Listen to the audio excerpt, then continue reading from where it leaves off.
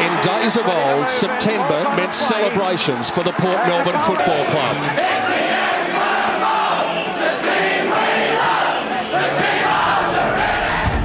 But since 1982, this month has been a dark and desolate time for the Borough faithful, forced to look on in anguish as their beloved side time and time again fell short of a premiership, finishing runners-up on 5 heartbreaking occasions.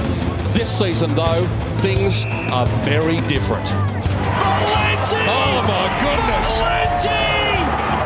What else can you say?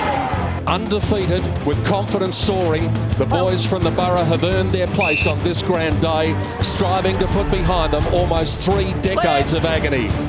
Standing in Port's way today, who else but their most bitter rival? And it's going to be on too. Imposing all season, Williamstown's last month saw them reaching even greater heights, barnstorming through the final steps to the decider, and in doing so setting up the most anticipated grand final for years. Can the Borough rewrite football's history books with the perfect season?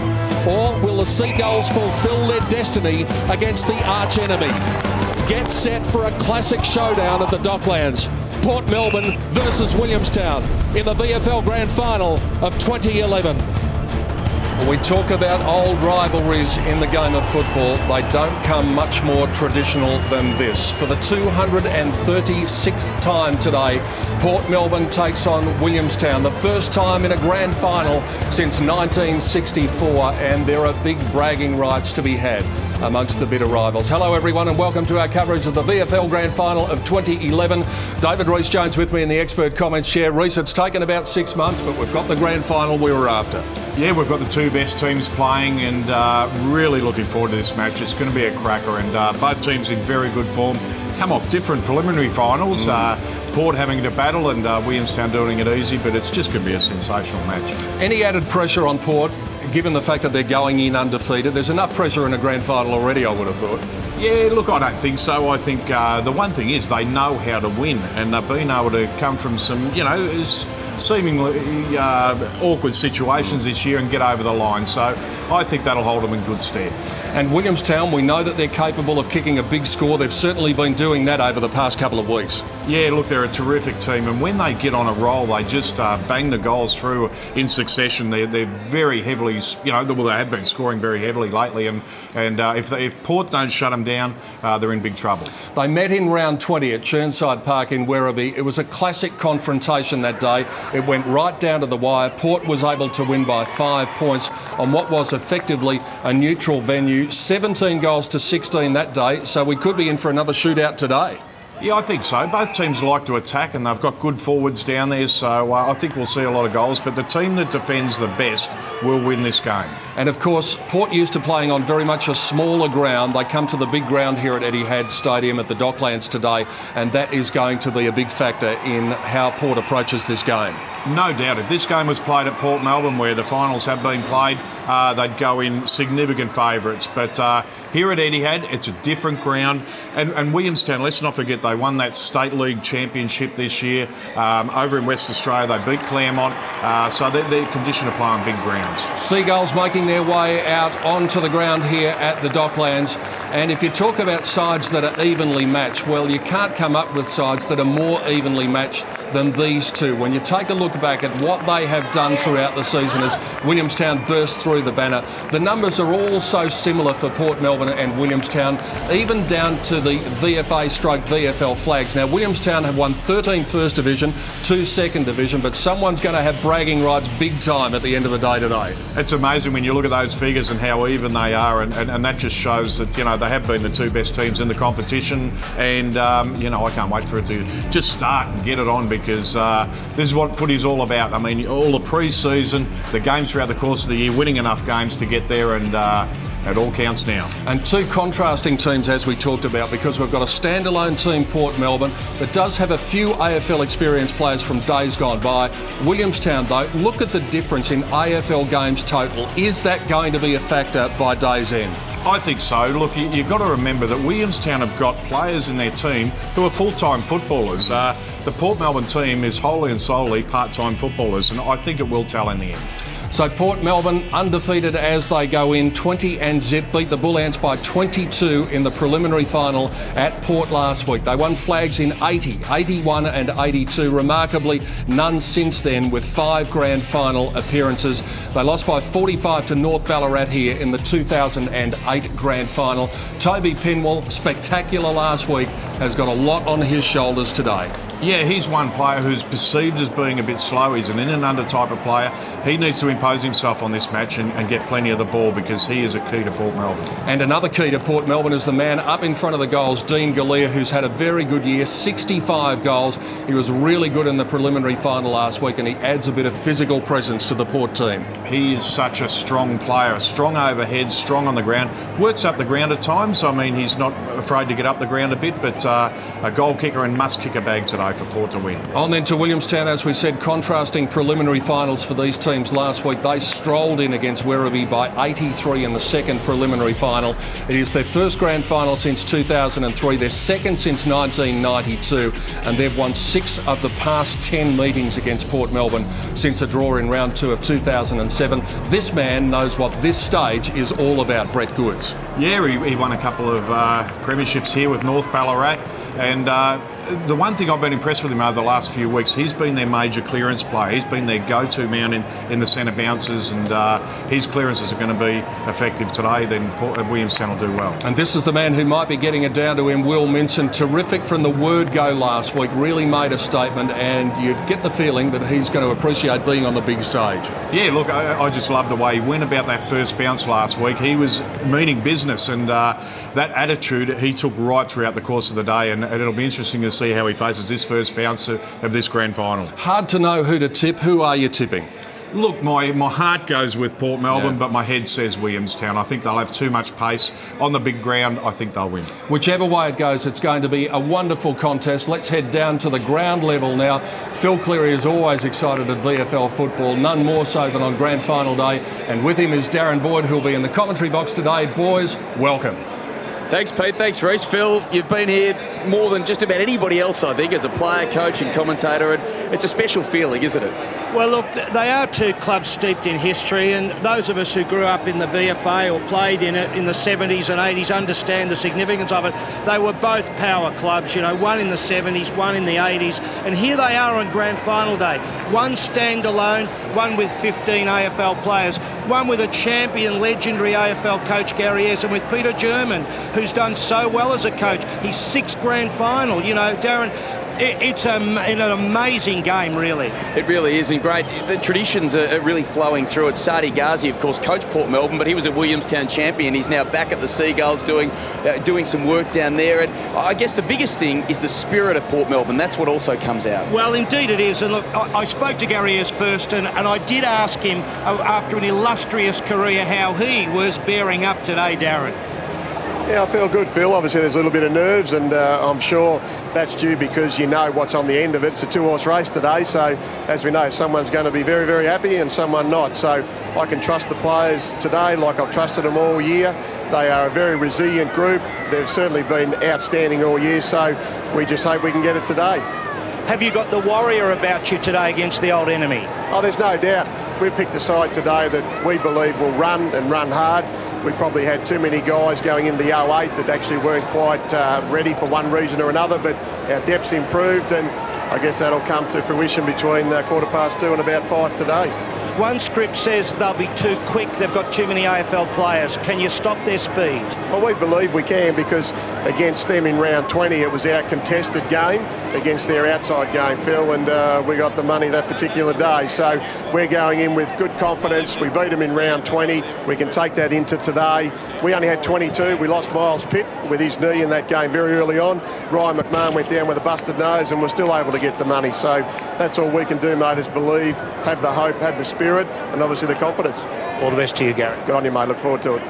Well, Phil, great stuff there with Gary Ayres, and that's been the thing about this Port Melbourne side, particularly lately, has been their spirit. I've already touched upon it. Fabian DeLuca and Callum Sinclair desperately unlucky to not be playing today, but they were still out in the middle of the ground when the team was warming up, participating in the ruck drills and trying to just continue that fabric, really. So important, and I just think Toby Pinwell, if this was an old game, you would be saying to him, smash and crash Toby in that centre square. But Peter German, 6 grand finals, from Burnie to Subiaco, where he won 2 flags. Where does this sit for him in the whole scheme of his football career? Look, the first one was always a great one in 04 at Subiaco, but look, I think that now I've been here second year at Williamstown. We've worked really hard over those 2 years, disappointing what happened last year. So to get to this position at the moment is quite satisfying, but we also know that just getting here is not going to feel any good if we certainly lose. How do you crack the Port edifice, undefeated, playing with incredible cohesion? Will your speed be the dominant factor? Oh, look, they got speed as well. I think that everyone's sort of pointing a bit to that. Yeah, we've got Tut and Howard and a few of those boys that actually got good outside leg speed, but so's Kane, so's Dwyer, so's Batsanis. So, we think that we match up evenly. I think both sides really match up evenly. If you sort of go through the whole 2 sides, I think that we're very similar the way we go about it. They'll have the 2 ruckmans, so will we. So there's going to be a lot of interesting matchups. We wish you all the best, Peter. Thanks a lot, Phil. Longest answer Peter German's ever given, I think, Phil. Can Port Melbourne do it? A rivalry forged by the Docks, Port Melbourne to sneak home in one of the great grand finals. Point about to be affected in the middle of the Dockland Stadium. John Baird and Brett Johnson, both great players in this competition. And Brett Johnson wins the toss, and he will go to the right of screen, the Coventry end in this first quarter. Port Melbourne's starts have been a bit of a concern so far this year. They've only won 9 of 20 first quarters. They've drawn 1, but importantly, Reece, they're starting to hit their straps when it comes to the finals. They've won both first quarters in the finals. Yeah, and you can't afford to give Werribee a start. I think that would be well against them. They really need to get out of the blocks, and they need their leaders. John Baird's there, Toby Pinmore, these sort of guys. They need them in the action early. When the players go into the huddle, take us inside. I'll ask you about that in a moment. Andrew Mitchell, David Harris and Brendan Hosking. Congratulations to them. 2 of them doing their first VFL Grand Final. David Harris and Brendan Hosking. Andrew Mitchell umpired the Grand Final here in 2009. What are the last minute messages that are being imparted by John Baird in tight in the huddle? A lot of it is just about to be disciplined and focused on the jobs that each and every player has got, and that's what they need to do. And funny me talking about discipline, but it is very important in a grand final that you remain disciplined out on the ground, and don't give away any silly free kicks.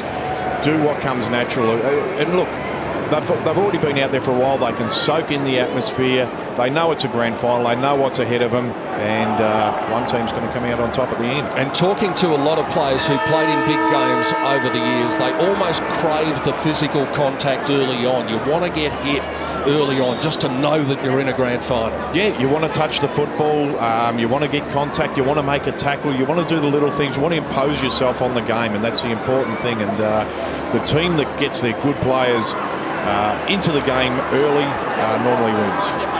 We're going to start with a bit of experience on the bench. Port Melbourne, Ryan McMahon and Corey McGrath amongst the players who go to the bench, along with Jake Dermott as well. Big Will Minson, magnificent in the preliminary final last week. There's a bit going on already. Rose and Mulligan, Barlow and Dean Galea. Cut it out. Paddy, James, let's get on the game. Get on the game, okay? There's the instructions from the umpires. Nerve endings are jangling. 2 of the most traditional rivals in Australian football squaring off in the 2011 VFL Grand Final. Port Melbourne and Williamstown. Skipper and Minson, the former teammates, go at it for the first contest. Jolly with a little knock over the top. Davies subdued last week, got it to Anderson, out in open spaces. Here is Brett Goods, loving to run, cuts inside the 50 for the first time, but this man, Jared Dalton, is going to be a very important cog in the Port Melbourne wheel. Gave it to Fleming, who in turn feeds Dalton, and he has the ball in the left back pocket as everyone tries to settle down a bit. The kick up the line goes over the head of Edwards. It wasn't a well-directed kick. Howard kicks the footy a long way. It might bounce. It does, but it just bounced away to the right-hand side, and the first score goes to the Seagulls in the grand final. Interesting strategy from the Seagulls, Peter, with Brett Johnson, their captain, and one of their prime midfielders starting deep forward as Fleming hits Valenti, the dual Liston Trophy winner. And something you don't often see in footy games these days, one-on-one contests all over the ground. He finds Skipper, who gives it to Dwyer. He's got Galea one out, as Reece said. It's a one-on-one contest. Mulligan provides the spoil. Galea recovers pretty well. Should have kept his feet. Maybe a few early nerves there from Galea. Addison leads Francis in the footy, and Francis pushed him in the back. It's a free kick going to Williamstown. There's a bit of niggle happening out there at the moment, as you'd expect. Yeah, Dylan Addison did throw the footy, but he got the push in the back first. A very good player at this level, Dylan Addison. Stretton has been a good player for Williamstown for quite a while now. Rampy comes across to Barlow, and the man they call Cheesy has an option. Howard getting some touches early on. Uses that raking left foot, but he doesn't use it to advantage this time. Edwards elected to tap the ball back in. Fleming's got a problem. Johnson now squeezes the kick, and Hahn's got some space. Turns his man by hand. He goes to Reid, who had a fit of the fumbles. Had plenty of time, though. Went back in, fetched it, looked for Roughhead. Goes over his head. Here's Davies at the back of the pack trying to turn his man. Puts it to a dangerous area.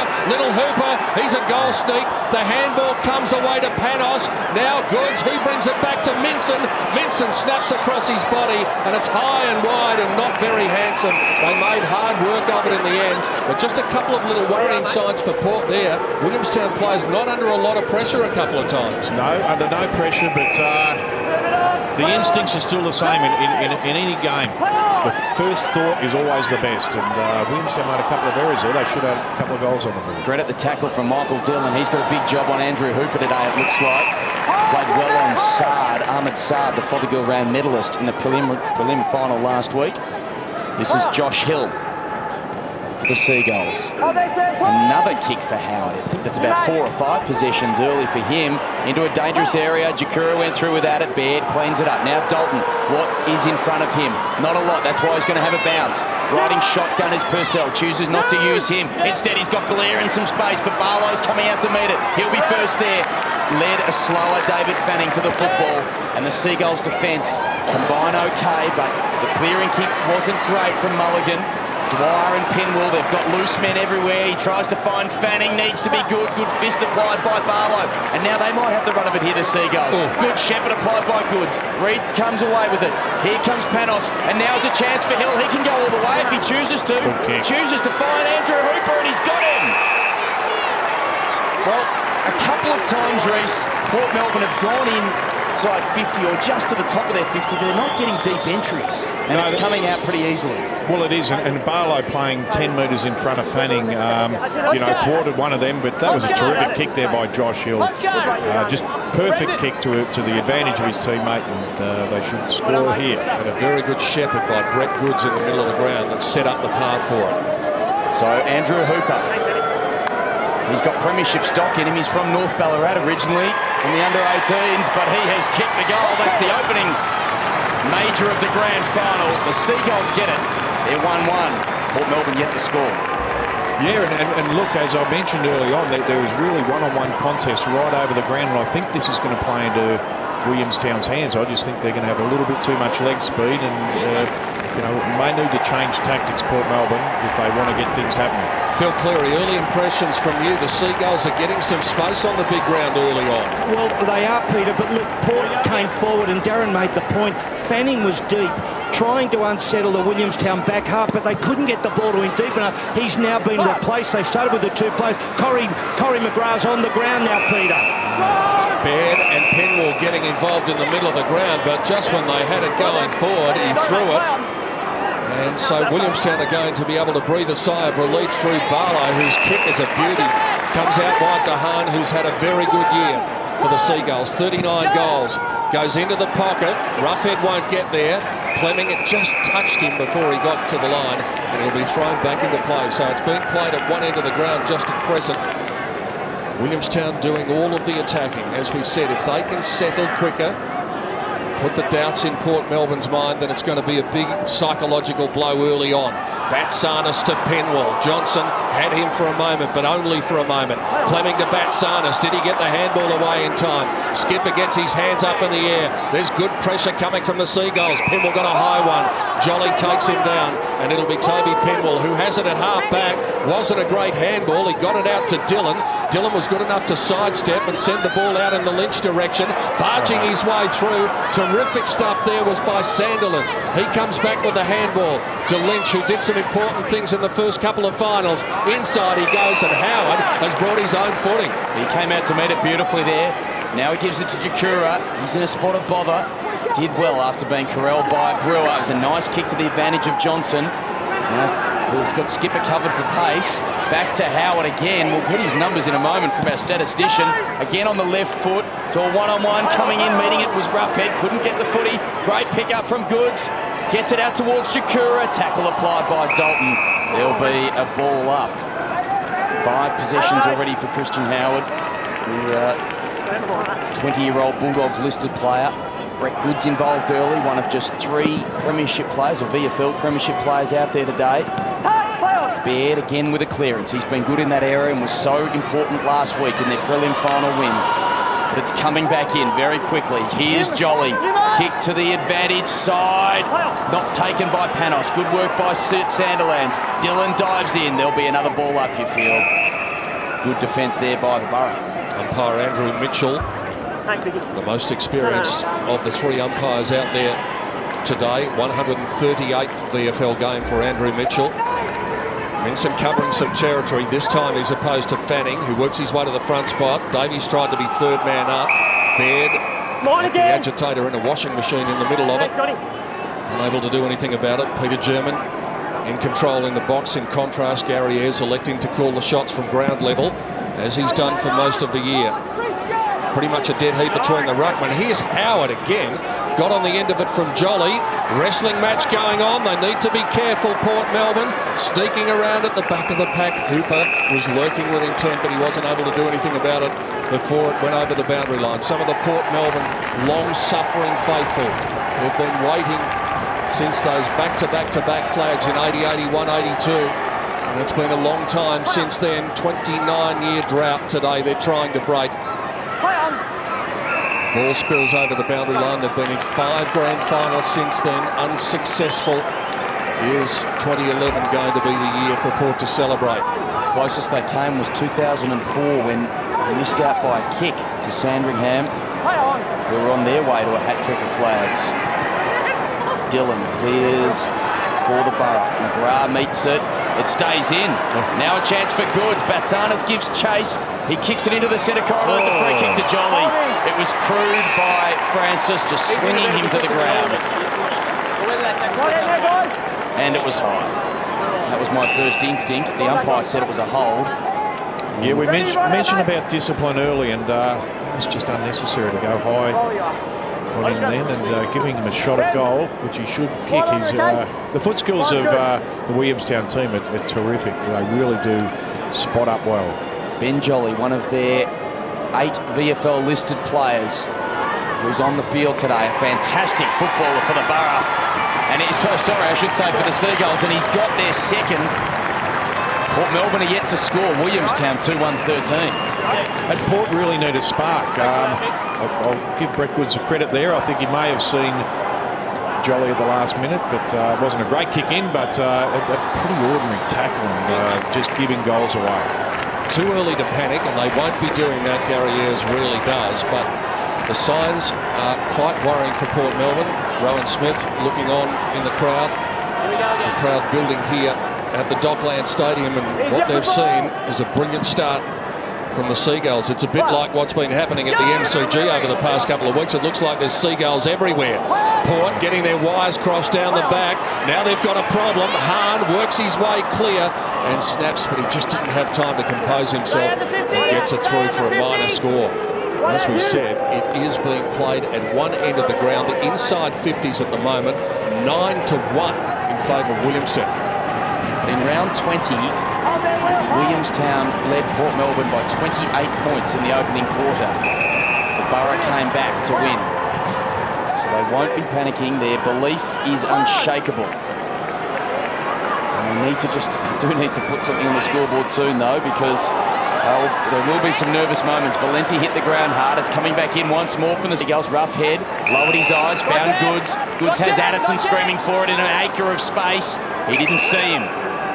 He instead chooses to go looking for Hooper, one of the smallest men on the ground. Thumped away from him. It was Trevino, in fact, thumped away from him by Fleming. Dillon and Fleming combined. 2 players on this Borough list who have played every game this year. He kicks to a 3-on-1. It was a poor decision. Howard went up, couldn't take the mark. It might work out okay. Kane got it. He got dumped after he kicked it. So it's going to be a free kick to Malcolm Lynch here. Now, Rose offers in the pocket. He's got Dane Rampy for company. This is where they struggle by not having a genuine tall forward, the Borough. It makes it difficult for them. They go to Galea. Roughhead comes across with the big spoil, and they can run it out comfortably, the Seagulls. Brennan Stack has it, and he gets a good shepherd. The free kick would have been against Patrick Rose. Advantage is paid. Barlow goes for a gallop. They are doing as they please in the early stages, and here is the speedster in Tutt. If he gets out into the wide open spaces, he could cut them up. Panos had a good day last week. Looks inside the 50 for another entry, and he goes to Big Wilbur. And Minson comes out and takes it on his chest. He'll be tested by the distance. The man on the mark standing at 48. Gary Ayres has got some early concerns, and the reason that Minson was going to be tested by the distance was in his mind, and so he decided to use Panos, who was standing there by himself. Just too easy. Too easy to bring the ball inside your 50 and to be able to spot up targets in there that easily. Port Melbourne really need to get much tighter. Matthew Panos has looked as though he's got something to offer in the final series. He's got it. He squeezed it in just inside the right goalpost. It is 20-0 after nearly 13 minutes. Peter German looks concerned, but he must be very pleased with the way this is unfolding. Yeah, look, he'd be very happy at the moment. You couldn't have scripted it better if you're a Williamstown coach or supporter. But we just watch here. It's, you know, he's outside his kicking range. You know he's going to be looking to short it off, and way too easy. Phil, I talked about the fact that it's too early to panic. Is there a bit of disorganisation going on with the Port Melbourne interchange at the moment? Look, they're trying to find the spark. David Rees-Jones is talking about one player. I didn't spot it, came all the way off, then went straight back on because they hadn't got it right. And they're turning the ball over, Pete. On it, you would have the stats there, but just to the naked eye, they can't find targets. And interestingly enough, when they went deep the last time, they didn't have Fanning there. They took him in there to go for the deep kick. And you're dead right, they've got only smaller players inside 50, which is causing blokes up the field to worry when they get free. They might go inside 50 here. Valenti escapes the clutches of Tutt. It's very wide. And that's a free kick. Once again, an unnecessary free kick given away. McGrath a little bit frustrated, collected Stack behind the ear, the old-fashioned clip over the ear. Just, you know, I mean, there's nothing in it. He hasn't hurt him, hasn't done anything. He's just given a silly free kick away. He's the oldest player out there too. He should know better. McGrath is the player, as we said, who offended Hahn. I thought he was a bit lucky there. The umpire said he got the hands. Trevino got the kick forward. Dalton did a battle with Minson. He won't win it by strength, but he might win it by feet. Here's Johnson, spun out of trouble superbly. Composure, poise in the big moment, the skipper. And he found Panos, who'll be shooting at number 2 from almost the identical position as the last. Yeah, and he's really shown something over this final series. Panos, he's a good player. He's a tall player, and he's just been given too much space by this Port Melbourne defence at the moment. He kicked a couple last week. He kicked 5 against the Roosters in the qualifying final 3 weeks ago, and he already has 2 on the board today. Matthew Panos has started at this game along a difficult path as far as Port Melbourne supporters go. They're very nervous down there, and they should be. 26-0. Yeah, and very important these games for people such as Panos. You know, looking forward to bigger and better things down there. Watch Brett Johnson here. That's just terrific work. Balance. Sum up the situation. Find your teammate. And Panos, a very, very good shot for goal too. He was a very good kick for goal. Port already at the stage where they need to get a goal just to stop the bleeding here. 2 from Panos, 1 from Hooper, 1 from Jolly. Andrew Mitchell smacks it down in the middle of the Docklands. Skipper may have got hands to it. Tutt comes in, Skipper wrapped him up, not going anywhere. Straight up, straight up. A little bit of frustration now. Sam Dwyer coming off the ground with an injury, and that is not what Port Melbourne want to see. He's been one of their best, even though he only polled 2 votes in the list, and he's had a great year. Jolly threw it to Minson, and the umpire was about 5 metres away. He was right in the right position. We often see them, and the umpire's on the blind side of it then, but he was facing right at that one. Here's the Sam Dwyer incident. Might have been a bit of friendly fire from Wade Skipper. Through the middle of the ground, Brewer to a heavily congested area. Umpires come up with a push, and Dean Galea is going to be the man to take it. And he simply must go back and kick the goal here. Anxious moments for Dwyer as the medical staff take a look at him, but this is not negotiable. Dean Galea simply must kick this goal. Yeah, and he's a player who plays taller than he actually is, if that makes any sense. A very strong overhead player, and Mulligan then just got into his back. 65 goals for the season. He's going to have a very important role to play, and this is an important little cameo as he kicks from 50. And it's drifting. Didn't even get the distance, and a big hanger at the back was by Skipper, who got the run-up. And he's taken the responsibility upon himself to take the mark, and that's good stuff from the ruckman. You would have expected Galea to make the distance there, but Skipper was there just in case he didn't. Well, there's a little bit of finger pointing by the Williamstown defenders there. They'd outnumbered him, but didn't block his path. Wade Skipper finally gets Port Melbourne on the board. It's taken 17 minutes, and that might steady the jangling nerves. The gap is back to 20. Yeah, a little bit too easy. We saw the kick in by Galea, and there's 3 or 4 Williamstown defenders down there. We'll see them. They're all in the right position, but no one's actually on Skipper, and I suppose you've got to really put the fault there at Vincent. Well done by Skipper. They need somebody to... Well, he's going to be doing most of the ruck work, you feel, Skipper, but he'll have Fanning for company, but he's going to have to play that role, drifting forward and kicking goals. Phil, have you got a report on Sam Dwyer? This is critical for Port Melbourne. Look, I think the word is he's okay, Pete. They're just going to strap it up. Just a bit of a knock there. You saw it. I didn't quite spot it. So I'll come back to you on it. But he looks okay. The doctor and the physio are having a look at him. No suggestion he wouldn't come back on. I've got to say, though, Gary Ayres, Pete, he is unbelievably calm. You know, you look at the situation. It's scary, isn't it? But he just goes on with the job and no worries about it. He was described during the week, Phil, as Port Melbourne Football Club's greatest asset by their captain, John Baird. High praise indeed. He'll certainly be earning that praise if he can conjure a victory here today. It's a free kick downfield against Pinwolf and knocking over Ben Jolly once he got rid of the football. Didn't look a lot in it. The umpire's trying to take control, ensure there's no ill discipline from either side. Howard again. Well, Batsanos almost chopped it off. It fell luckily into the arms of Goods. His kick is penetrating. Panos goes back against a smaller opponent in Sandilands. Sandilands almost threw it out. Well done by Fleming. Got it over there towards Dermott, whose father was a crucial member of Port Melbourne's grand final and premiership sides in the early 80s. Good tackle applied by Dillon on Johnson. The crowd wanted holding the footy. Brendan Hosking paused dramatically, Pete, and then decided to ball it up. Yeah, well, what he said was no prior, but they tend to ping them when they don't make an attempt, and Brett Johnson couldn't make an attempt there. Well, he had his right arm pinned. Yeah, so it might have been the perfect tackle. Probably the umpire, in common sense terms, got the decision right. John Baird taken down to the ground. Brendan Hosking, as Darren said, the umpire adjudicating over there on the city side of the ground. Can Port steady with a second goal? If they do, then they're right back in the contest again after being blown away early. That's what Toby Pimble does tend to do. He took them on. He couldn't get through. All of the numbers, though, certainly heavily in favour of Williamstown early on. Disposals of 42 to 57 in favour of the Seagulls.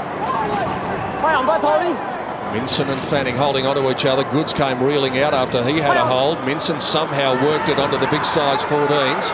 Here's Brewer. He runs out of room. Jolly takes him over the line. Nothing doing. We've got a stalemate at left half forward for the Seagulls. So what can Port Melbourne do at this next stoppage? Again, we've got one-on-ones all over the ground. The side's committed to that strategy at this stage at least. Fanning knocks it clear. Johnson involved again. Jolly, one of their best players all year. Their only player to play every game. Fleming contests with Hahn. But Williamstown at the fall of the ball. How did they have that many loose players inside their 50? Minson goes towards the top of the square. Well done by Dylan. He's done a few important things. One of their most reliable players at Port Melbourne knocks it through for another behind. Clever little redirection of the football by Jason Tutt in there as well. Set Williamstown away. John Baird knows that his team has got a big job to do to stay undefeated, out to his fellow experienced campaigner and Corey McGrath at 32 years of age, Baird at 31. McGrath, the oldest player out there, and Mitch Wallace will be the youngest today. Corey McGrath shouldn't be the lead-up target in that situation, and that's the problem at the moment. Ruckman assemble underneath it, and again a bit of a wrestling match going on. Will Minson knocked it down to Davies, kicks it inside the 50. Sandilands knocked out of the way by Hahn, and then Fleming just takes it over the line.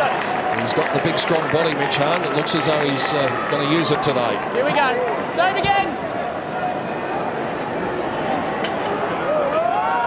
Fanning's there. Now Roughhead arrives late.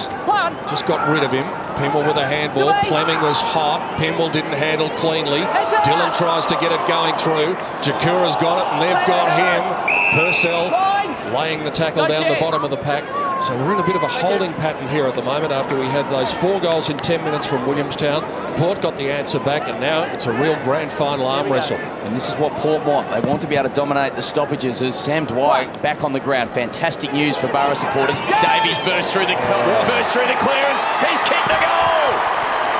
Look how excited he is. He's played his junior footy at Williamstown.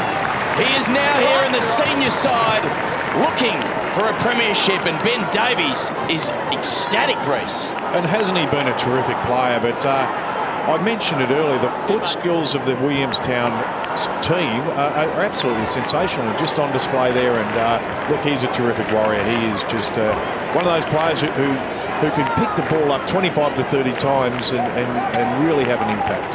Here we go again. When those sort of things happen, you start to believe that it might be your day. Ben Davies with the 5th goal for the Seagulls. Roughhead palms it down. Wallace normally shines on this day. Had 47 in the TAC Cup Grand Final on this day last year. Chopped off by Edwards to the dual Liston Trophy winner in Valenti. To the pace of Batsanis. He is one of the quick players for Port Melbourne. Pinwell out into space. Addison wearing him like a second skin. Batsanis followed up, got on the end of the handball, goes over the head of Rampy and Rose. Galea didn't handle cleanly. Great contest though. Galea and Addison both down low, and they came up in a bit of a tie. Here's Goods. Burston was also involved there. Goods kick, not good this time. Out of bounds, and Steve Brewer's going to take it. Look at Galea getting down low, and Addison both only with eyes for the football. Terrific contest, and you see that time and time again in football now. The players with their eyes on the ball going 100 miles an hour at it. Port are going to try and switch here. Brewer's come all the way back to Fleming, and he's on the defensive side of the wing. Now he goes back down the line. Valenti, how did he mark that? Good decision there by umpire Harris in his first grand final, saying Shane Valenti didn't play on. He's a classy user of the football, Valenti. What does he do here? Rose having to come a long way out, and Rampy, who was so good on him, restricting him to just 3 goals last time they met, bumps it away. 27-point lead to the Seagulls. This is exactly what it was at quarter time the last time they met. Dwyer going up in ruck against Roughhead. Real miscommunication here from the Borough. I wonder if they're working hard enough here at the moment. There seem to be some errors of that ilk. Beautiful kick from Trevino up towards Hill. Panos was the target. It was too short. Skipper slides in. Now Fleming tries to switch. His kick's a poor one as well. Dwyer will be the first man there. He's got Lynch riding shotgun. Lynch is going to have to come and give him a hand. You're holding. Brett Johnson is penalised. Go back. You got the kick. Go back. You're holding a little bit lucky there. Very lucky, I would have thought. Port come up with the footy. Brewer slicing through the middle of the ground. Looks up for Rose. Rampy again in very close attendance. Valenti down low. McMahon onto the ground. Flicks a little half-a-metre handball out to Patrick Rose. He doesn't need to be invited twice. He kicks the goal. That's what Patrick Rose can do. He can bomb up. And it was a tiny little handball out from McMahon, I think it was, to Rose. And Rose comes up with the goal. An important one for Port Melbourne, just a steady. Yeah, and by far the most dangerous small forward in the VFL, and we see why there. Give him any opportunity and he'll make you pay, and they need more of that, Port Melbourne. And Patrick Rose, you know, I was going to mention him. He's been pretty quiet so far, and they need him in the game. He's another of those key forwards who they need kicking goals. And he goes and has a rest and gets some instructions from Gary Ayres. I mentioned he's a small forward, Reece, and he is by size, 183 centimetres, but they do like to play him as a bit of a marking target down there, and he won the Frosty Miller medal for the leading goal kicker in the competition, and that was his 75th for the season. It's tough for him today in the grand final. Dylan read it well, outpointed Hooper, couldn't collect the mark though. Panos, he's already got a couple, evades a tackle of Batsanas. Minson getting the screams from his teammates, and it was disappointing, his effort. He had Barlow, he had Wallace in the middle. You hear the umpire as Jason Tutt making the most of it. Well over the boundary line. No, but sometimes they pay them. Dylan a little bit lucky. It was a poor option by Minson and poor execution as well. Edwards goes third man up. You know, that can be good. It can also be dangerous. Just ask Stratton from the other night for the Hawthorn side as they get out of it that time. A bit lucky there. A 21-point lead to Williamstown. Coming up towards quarter time, Pete. Stephen Brewer, Darren, a little bit nervous in that circumstance. Got away with it. Boundary umpire taking plenty of time, so he's giving the ruckman plenty of time to assemble, and Minson's got a huge height advantage over Edwards here. He had to win the tap down. Batsanas got it going forward to Baird. Baird gets it up to the defensive edge of the centre square. They fall down like 9 pins, all except Wallace, but the umpire has pinged him and said he threw it.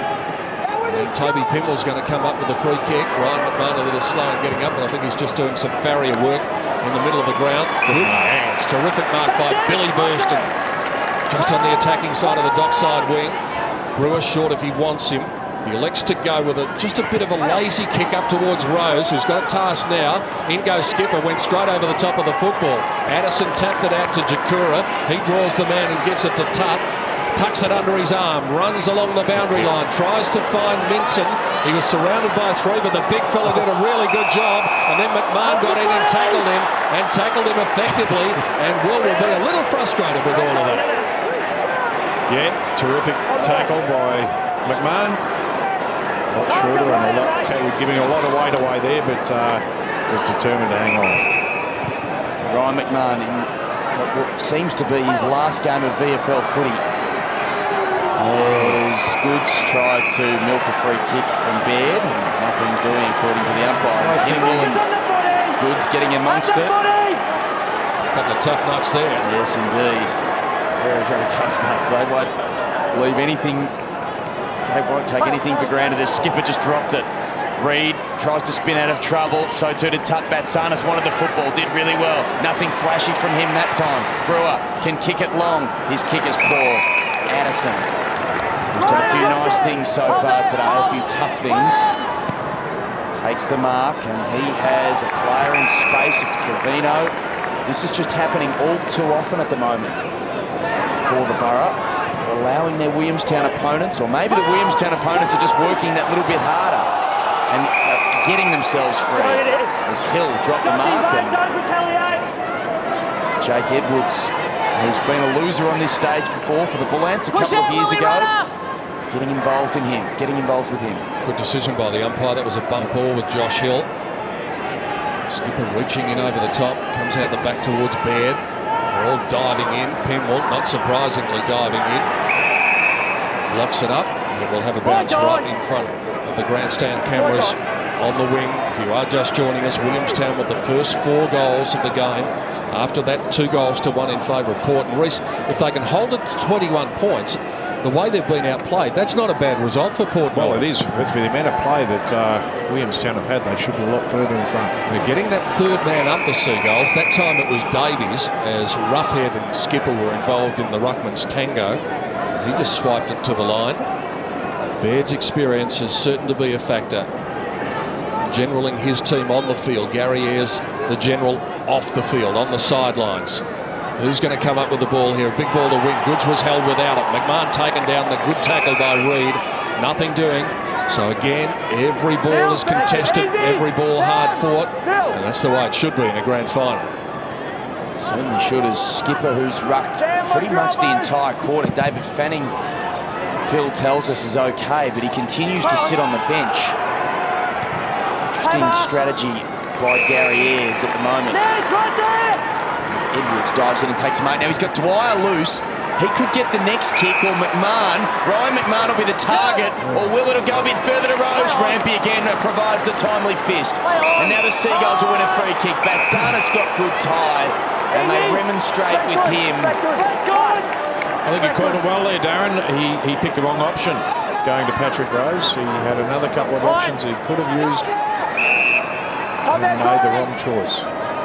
So Rampy, who's again started well on Rose, thumped the ball clear of him a few times, and now he pushes it up to the wing. But that is the end of the opening quarter here, and Port Melbourne, well, as Pete and Reece were just saying, they're very lucky to still be in the game at the moment. 5-3-33 Williamstown. Port Melbourne, just the 2 goals. They're 12 points. But Reece, they have a lot of work to do to get to break even on the park before they worry about the scoreboard. Well, I think they have broken even in the last half of that quarter. I think they were able to stop the flow of Williamstown, but in Williamstown being able to find easy options. And it really was a strange quarter. I mean, the game actually started with 18 players on the ground playing on 18 players. We don't see that very often. We see players being pushed back and so forth, but it sorted itself out as the game went. But Williamstown, probably with the amount of play they had, should have been a little bit further in front. But the one good thing with Port Melbourne, and speaking to Gary Ayres before the game, he's got enormous confidence in this group of players, and he'll say the right things down there and you know, to get his team back in there. And it's not an unfamiliar position, as we've already discussed with Port Melbourne. They have been tardy out of the gates a few times this season, winning only 9 of their first quarters. Rose and Skipper the goal kickers for Port. Panos the only multiple goal kicker on the ground, with goals at the 12 and 14 minute marks. And a lot of the players down the back for Port Melbourne, including Sam Fleming, getting a fair bit of it. Valenti's had it a little bit, but hasn't really been an influence so far. No, hasn't been effective with his disposals just yet. You know, and 5, you know, it's probably down for him in a quarter of football. You know, he's normally 7-8 touches a quarter. And effective too, but Howard, he had the ball on the string, especially in that first 15 minutes, and the ground really does suit a player such as Christian Howard. Panos, he's been a real revelation over this final series, and he's been able to get on the end of a couple and kick a couple of goals. And I reckon Goods and Jolly too, with good numbers, win the contested ball. Look at what Brett Goods did there, got Penwell out of the way and set up a Williamstown goal. Yeah, exactly, but look at the foot skills there. That is just a terrific kick into your forward line. I think it was Josh Hill on that occasion. Yep. And just makes life so much easier when you're playing as a forward, when your teammates kick it to your advantage. And that was the first goal after 4 minutes to Andrew Hooper. But the number of times that Williamstown were able to do that, to get men out, wonderful vision from Johnson, but he just had so many options. That's the thing, and there were too many loose players inside 50 for the Williamstown team. And if you're going to let players run around on their own, they're going to make you pay for it. And that's what Williamstown did, especially in the first 15 minutes of that quarter. And they needed something, Port Melbourne. It came at the 17-minute mark. Some lax defensive work by Williamstown. You can see there was a bit of admonishment going on there, but credit to Wade Skipper, was probably expecting the ball would go through, trying to fire his team up, but then it went down to the other end, and Ben Davies did this.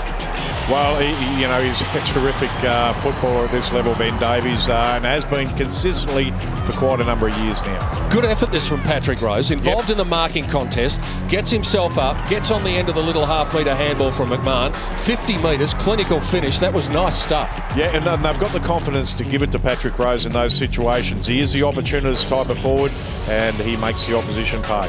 Inside 50s is the big one there, 17-7 in favour of the Seagulls. And that is the reason that they have a 21-point lead in the grand final. Quarter time on Grandstand. Gary Ayres, Phil Cleary has said, has been composed during the first quarter. Let's find out firsthand as we head into the huddle at quarter time with the Port Melbourne coach. Now, our game is not when we're kicking to actually hit that turnover territory there, is it? You know, this big bloke's down there at the start of the quarter, and of course we drop it 5 metres in front of him. That's not our go. The defence has done really, really well to hold up. And you too, big fella in there, really well done. Really well done. They are feeding the ball out the back continuously, whether it's Wallace, Davies third man up. So we've got to be alert. Now I know you were standing with me along the interchange, so that's okay, mate, all right? But if it is, you've got to be alert. We don't want them having a free hit, do we not? And Brew, rather than trying to kick across your body, the simple thing is just to go down the line. We've got away from doing the simple things really well. We're reactive with silly high shots. Composure is needed, balance is needed, and control is needed. That goes right across the board.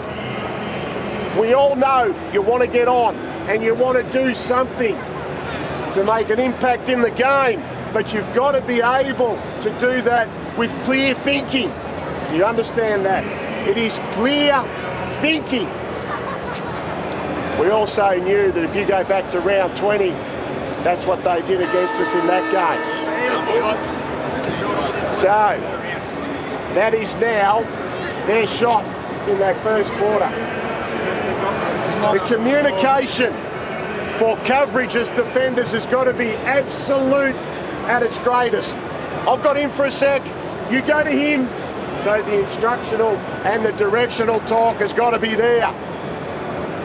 But where it's happening is in the middle of the ground, isn't it?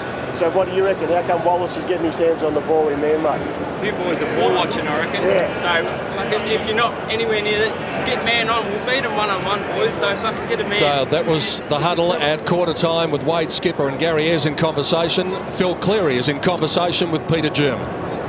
Peter, you clearly set the game up well, like your use of the ball in the midfield, you're opening them up, but you think you got inside 50, you could have done better. Well, we did. We had 11 more inside 50, so you'd like to think that we might have been able to just do a little bit more damage on the scoreboard. But your boys do look sharp, don't they? Oh, they do. They've settled well, but we played pretty much like this last time we played them, and second and third quarter they got into it, so we know that we're going to really need to dig deep this quarter as well now and start again. Well, of course, all the best to you, Peter. Thanks for it. In the second quarter this year, Port's got into just about everyone. They've only lost one second quarter for the season, and that was against Sandy in round 17. They've kicked 5 or more goals 12 times in second quarters, and now would be a good time to keep that progression going. So Dean Galea is going to have a big task as he stands with James Mulligan, the 22-year-old. The Port supporters in the crowd trying to maintain the faith. They're certainly still in the game, but they're going to need to make an impression here and can't afford to give any more ground in the second term. VFL Grand Final of 2011, a big welcome to you on Grandstand wherever you're watching. Minson with a decisive tap. Batsanis goes in and gets it and tries to get rid of it. Umpire gave him some latitude, some time to try and do so. Nothing doing. This time, a fair congregation of players around umpire Brendan Hosking with the football. Not the greatest of bounces. Minson tries to swipe it. Penwell wins it. Then he took them on, and the umpire calls it for holding the ball. It was a pretty hot call. Umpire of the opinion that there was no handball, so Jolly finishes up with it, tries to kick it out into space. Dwyer went back with Wallace and did pretty well with the flight of the ball. Then they both go to ground. Wallace trying to dish off a little handball. Here's Dillon getting his knees dirty. Dwyer goes in. Hooper might have taken him in the back. Wallace, like a rugby league halfback, trying to just pluck it away. Valenti gets in there. Johnson's in there with him. Yet again, same situation as late in the first quarter. Tough ball to win. Tough time to find any space. And Fanning still sits on the bench with Corey McGrath at his feet.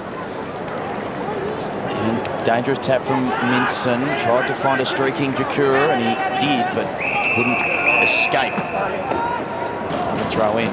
Phil, we might get some more about what Peter German had to say in the huddle at quarter time.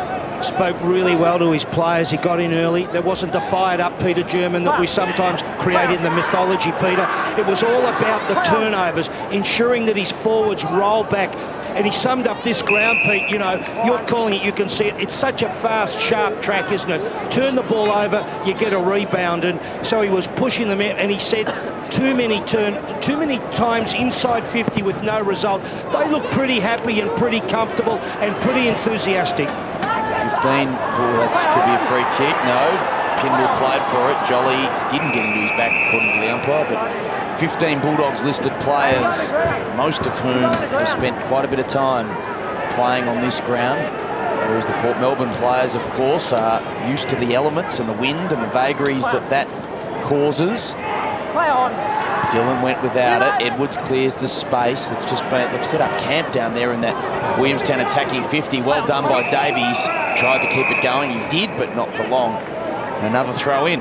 You talked about those 15 Western Bulldogs listed players, Darren. Only Mitch Hahn and Matt Panos haven't played AFL football of the Western Bulldogs listed players. That's this year. Mitch Hahn up around the 180 game mark, so he knows all about it, but none in 2011. Goods goes to the ground. Is that in the back? The umpire on the spot penalises Dylan Addison. Pinwell trying to take advantage, but that's counterproductive now because the ball has to come back, and all of a sudden Williamstown are going to be able to push the numbers back. They've got that extra 10 seconds to do it. McMahon took the kick. Last line of defence, Fleming. Francis hiding out behind the water girl, just leaving the ground. Pinwell comes off for a spell. He's bereft of options. He looks up, there's nothing much doing, and he says, I'm just going to have to go the bailout kick up the line. Who's going to jump for this one? Well, it was a very easy mark, as it turns out, to Mitch Hahn. Got it to the smooth-moving Hill. Brewer with the fist from behind. Good pressure, though, from Williamstown. Brewer smothered the Hooper kick. Roughheads after it. Batsanis a bit too nimble on the ground, though. Fleming. The handball was very, very astray. Johnson got it for a moment. Now another turnover. Kane didn't handle the handball from Dillon and then came in, might have applied a high tackle. Port just for once have got numbers around the footy, but it's not going to do them any good. Stratton to Goods to Johnson, wide to Addison, ducks underneath the tackle on the left, didn't look, and Jared Dalton found the ball coming straight down his throat. What we saw in that last play when Port had it and kicked it down the line to Mitch Hahn, the opposition, was again their lack of a tall marking forward. We've got 3 players above 190 centimetres in their back half and only 1 in their forward half. Hardy trick from Lynch. Could this lift his team? Can he deliver to Rose? He can! Malcolm Lynch with 1 out of the box. They need this goal desperately. And terrific work once again. That's just fantastic skills there and balance. And magnificent kick into his leading forward there, Patrick Rose, who I dare say you'd nearly put this down because he is one of the most accurate kicks for goal I've seen for a long time. Very composed, very balanced when he kicks the ball. Twice named to the VFL's Team of the Year, including this season. 25 years of age, former Bulldogs rookie, former Williamstown player, splits the goals. That's his second. And the arm wrestle is not leaning Port's way, but they are at least getting back towards equilibrium, Reece. Oh, look, you can see that. I mean, and Williamstown are still doing a lot of the attacking, but Port are defending very well. They're really defending well at the moment. One other thing I will bring up, and we've seen a few players playing for free kicks, and full credit to the umpires, because not often I give the umpires credit, but write this down, Pete. But I'm telling you, they haven't given those Tiggy Touchwood free kicks at all today, and they've been terrific. Hope you're recording that at home. That's a once-in-a-lifetime event that you've just heard right there. Malcolm Lynch involved, one of the players who can break the lines for Port Melbourne, so he's going to be important along with Batsanis. Minson bats it down to Goods, to Jolly, Panos, who had a very productive first quarter. Long way up the ground this time. Just pokes it in short, over the head of Sam Reid. Who's next in the chain? Roughhead to Hooper, will cut back inside. He's a goal sneak, and he hit the woodwork. Just about managed to squeeze it across the body. Minor score for Andrew Hooper, and that would have been the perfect way to reply for the Seagulls.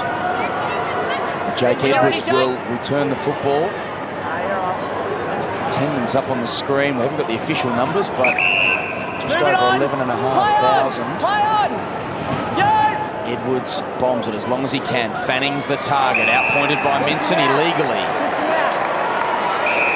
Yeah, there was a bump there, and probably a little bit unnecessary there by Will.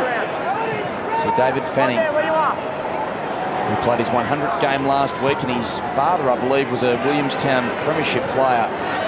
Phil will no doubt tell me if I'm wrong about that, as Burston gets run down by Barlow, and he's caught holding the footy.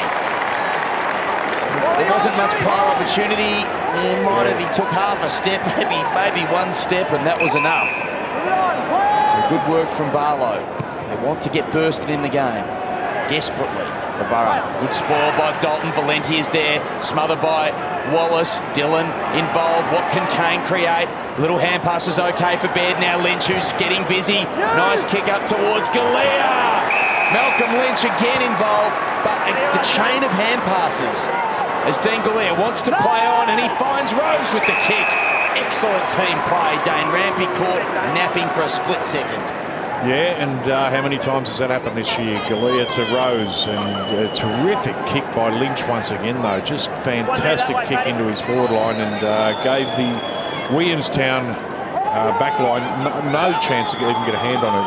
His kick into Galea there. This for 3 goals in a row to Patrick Rose, and 3 goals in a row, of course, to the Borough. Either side of quarter time. What can he do? Deliberate approach.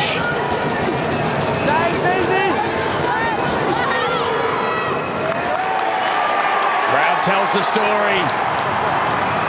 3 goals to Rose. They're back to within 10 points, the Borough. And you know why Dean Galea put it in his hands? Because he is such a good kick. We just watched his kick from Lynch. This is just perfect, and nothing Mulligan could do to stop that. But as soon as he sees Patrick Rose on the lead there, puts it up and out in front of him, and that's a goal all the way. But watch him kicking the ball. He's so so compact in his delivery. There's little margin for error, and that's why it's such an accurate kick for goal. Phil, Patrick Rose has kicked the last 3 goals of the game, and the momentum has certainly shifted. Well, a structural change with the Borough, Peter. Not giving the ball up. In the first quarter, they turned it over and they suffered accordingly. Now you'll notice they're very careful about what they do. And yeah, John Fanning, member of Williamstown's 2nd Division 1976 premiership side. Well, that was just a handoff rather than a throw. Effectively the same thing. Williamstown just got some worries at the moment. They're getting the ball out of the middle of the ground, Port Melbourne. This time Barlow repels it, puts it out over the head of Benson. Here's Penwell to McGrath. Lynch has been pivotal in the last couple of minutes. Puts it on the head of Rose that time, but the little man sneaks out the back. He's got Rampy done this time. Gives off the handball, gives it back to Burston. Disciplined kick to the hot spot. Galea! Dean Galea has taken the mark, and so it's the 2 ex-Seagulls, Patrick Rose and Dean Galea, who are starting to do the damage. Yeah, and such a strong man, Dean Galea. We see this ball is just kicked straight up. He's in between 2 players, but just his strength, he really is a strong player. Disciplined kick from Billy Burston too. Fantastic kick, but Patrick Rose involved again, as you mentioned, Pete, and he is a real live wire down forward. Dean Galea for his first of the day. This is for 4 unanswered goals for Port Melbourne. And to get back to within 4 points, it's been some sort of fight back from the Borough. Let's get down to their coach, Gary Ayres, who's now on the boundary line with Phil Cleary. A little structural change, I would have thought. Gary turning the ball over earlier made it clear they've got to hit someone up. Yeah, and it's also too about the kick going to advantage, Phil, rather than actually sitting it on the head of the guy who's receiving it. So we've made a couple of little structural changes as well, but it starts in the middle, mate, as you know, and that's where I reckon they were getting on top of us. And you're looking calm. Were you worried? 4 goals, things getting tense. Oh, yeah, but also, too, you go back to that round 20 game. They jumped out of the blocks then, so we've just got to make sure that we don't allow them to get easy goals, and I reckon we did that a bit, mate. It's going to be a tough day at the office, I reckon. Certainly will, mate. Thank you. Williamstown led by 27 points, the 22-minute mark of the first quarter, when Ben Davies kicked a goal. 4 in a row now to the Borough. By the way, how good has Gary Ayres been with us this year? Fantastic. There is a coach talking in the middle of a grand final. We really appreciate everything he's done for us. He has been wonderful. And the faith he showed in his players at quarter time as well. I mean, and that's the one thing I mentioned early on. I spoke to Gary quickly in the rooms before the match, and he's got enormous confidence in the group of players he has here. Fanning slaps it as far forward as he possibly can. Addison recovers, chopped off there by Francis or Valenti. It was, he threw it to Lynch. Unlucky. Well, there's been a few of them today. Oh, yeah. I thought the throw was dead, Pete. I thought the umpires weren't paying that anymore. Maybe they are in the VFL, not the AFL. Well, maybe it's the Western Bulldogs relationship and EJ Whitten with the old flick pass. Days gone by. Dylan Addison, well, he's looking very frustrated. That body language there was interesting. He looked up and just sort of shrugged his shoulders as if to say, well, what have I got to go to? Had to go with the bailout kick to Stratton, who goes to Jakura, and he looks out towards Minson. Didn't quite get to him, but Howard reaches up and takes the ball anyway. He'll want his left foot, so he's going to have to kick it a little bit more laterally than he would have liked. Tutt up at half-back. Now they've worked it out okay. Roughhead gets it. He's got a man on over the top in Stack. Kick wasn't great. Stack gathers it cleverly and then just runs away. Low pass, looks for Hahn. Edwards trying to hurt him up. Here's little Cravino from 40 metres out. He's won the best and fairest in the reserve 2 years in a row, and he's on the big stage today.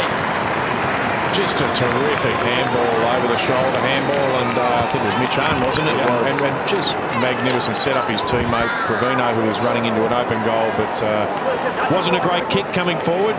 You don't kick at a big fella's toes like that one went in, but great hands. Just terrific work and opened it right up. Hahn's been really important, Reece. Just doing the little things and putting his body on the line, as you would expect from a man of his experience. Well, that's the thing. He's one of the most experienced players in this Williamstown team, and really needs, because he is a big man too, he needs to set the pattern out there, and he's been doing that so far. So Roughhead into ruck with Fanning, or opposed to Fanning. And there'll be a secondary bounce as Shane Valenti, the runaway winner in the Liston medal, picks himself up. Won by 11 votes. Fantastic achievement. Johnson's kick was smothered by Dwyer. Early injury scare seems to be clear at the moment. Tutt switches play. It's a beautiful kick. Some of these Bulldogs listed players just use the footy superbly. Christian Howard's another one. Here's Addison, perhaps trying to impress the new Bulldogs coach, and he will with a kick like that, and so will Jakura. With that hard running. And it's a poor kick from Jakura. Fleming smothered. Lynch needs to go, and he did. His kick was on the money for Kane, just inside the boundary line. He's got McGrath offering short in the middle of the ground. A dangerous kick would be good for Baird. Now this opens the ground up. He can switch, or he could look for Pinwell. Instead he goes to Brewer. Wants to drive it long. He pulls his kick a little bit from McGrath. Skipper's been out of the opponent here.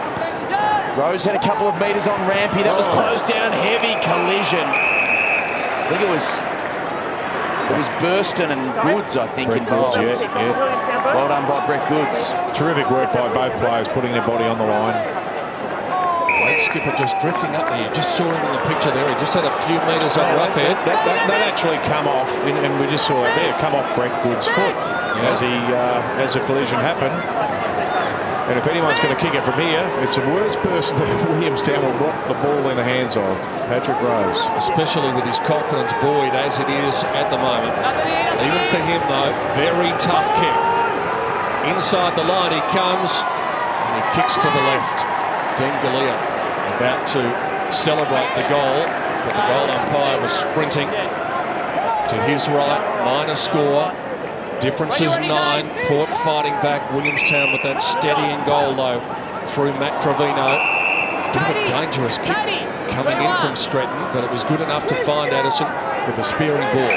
Very stagnant, though, now Williamstown. They were moving the ball very quick early on. Second time Addison's had to go laterally to Stratton. Now to Rampy. Stack favoured here.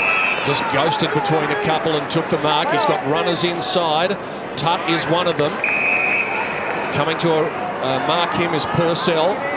Tutt looks up. He's got one-on-one, so he decides to go long. That's not a very good option. And Corey McGrath just takes the easiest of marks, and he had 2 or 3 to help him if the ball came to the ground. That was not the option to take. Terrible kick. Port bringing it out in the hands of Pinwell. He's got Dwyer. Dwyer's got space. Burston trying to herd up his man. gets on the end of the handball. Little 1-2 with Dwyer, cuts back inside. Good evasive skills from the little man and good vision from the little man. Got one as he delivered it to Purcell, to Baird, through the fingertips of Rose. They're looking dangerous, Port Melbourne, all of a sudden. Hahn all the way down there in defence. Kicks it across his body with the left foot. Good contest by Skipper. Dwyer gets on the end of it. The youngster in Purcell loads up and kicks it towards Galea. McMahon is roving. Stratton there to tidy up. Gives it to Stack. Stack just gets the ball on the boot. Tutt is there. Runs over the top of the football. Kane's handball was an errant one. Brewer has to go back in and fetch it. Now Williamstown with some numbers. Stratton might be able to bring it away. He's got goods. They're running in numbers. His handball was partially smothered. Gee, this is a tough footy to win at the moment. Dermott to Dalton to Fleming, and Port can breathe a sigh of relief. They can, and can they now build something? Baird got it from Penwell. He looking up towards centre half forward. It was a poor kick looking for Burston. Just want to pay special tribute to a couple of efforts by Sam Dwyer. As Pete called, he got floored once he kicked the ball inside 50, but he shrugged off the trainers to make it the impact in the next contest, I should say, and then went back down onto his hands and knees. He's standing the mark here on Jolly. He hasn't gone off the ground again, so that's good news for him. But that's the kind of stuff that inspires your teammates. Davies is gone. Penwell's got him. Big chance for Kane. He's got great skills. What can he do? He gets it out in front of Rose. Rampy in close attention once again. Kane has another chance. Rose needed to be a bit better than that with the Shepherd. Kane towards the top of the square. Good spot to kick it. It's a free kick to go out. That was probably unnecessary by Mulligan that time. David Harris. We watched the kick come in here. Yeah, you're right. I think it was Frost was going to get the spoil on, but it wasn't necessary. Mulligan was the player who caused the contact, and now Dean Galea will have a shot at his second goal from directly in front. There you are. Mark is here.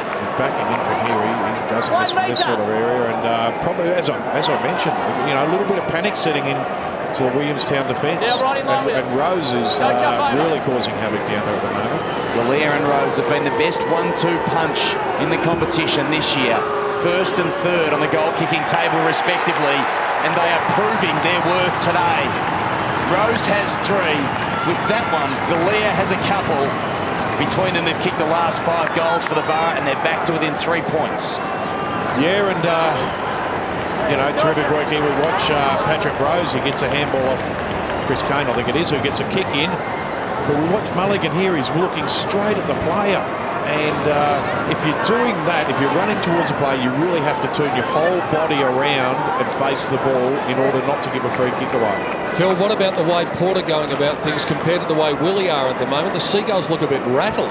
Well, it's fascinating, Peter. You're talking about Gary. He virtually massages these players as they come off the ground. It's quite remarkable. Look at this. This bloke, isn't he a player and a half? Isn't he worth his weight in gold? If this is a goal, it's him again. And it's Galea again. And Gary Ayres will be going spare about him. Magnificent stuff from the middle of the ground from Batsanis as well to find Dwyer. How can he get that much space? And the sure hands of Dean Galea to go for goal number 3. Rose has got 3. Galea might have 3 in a moment. And incredibly, Port Melbourne, as we tick into time on in the second quarter, on the verge of taking the lead. This is a great comeback. This is a magnificent comeback by a team who has got great belief in each other. Their second quarters, as we said all year, have been superb, and they are really putting Williamstown to the sword just at the moment in this second term, to the extent that they have turned the deficit into a lead. Port in front, can you believe that? Well, you're going to leave Sam Dwyer out on the wing on his own, then he's going to make you pay. And this is a terrific kick. You put the ball up and out in front of Dean Galea, and I defy anyone to be able to stop him. He is a very, very strong man when he's in front and the ball's kicked to his advantage. And once again, we see he's kicking for goal. Very little margin for error there. And there should be a few AFL players looking at Patrick Rose and Dean Galea and how they go about lining up for goal. Sam Dwyer having a well-earned rest at the moment. Down on the boundary line near Phil. Wallace with a hand pass to Minson. McGrath spoils Chikura. Cravino met heavily by Dillon. Barlow with the run of the footy, tries to find Jolly, but it's just not running their way at the moment. This will fall the way of Tristan Francis. Couldn't escape the tackler, but he did really well. Fanning did similarly brilliantly. Up towards Kane. Excellent work from Kane to Lynch. He can't get clear, but Galea might be able to. What can he do? Can he get number 4? Can he pick up the football? What's he doing? Goes to give it into McMahon. Evades the clutches there of Rampy.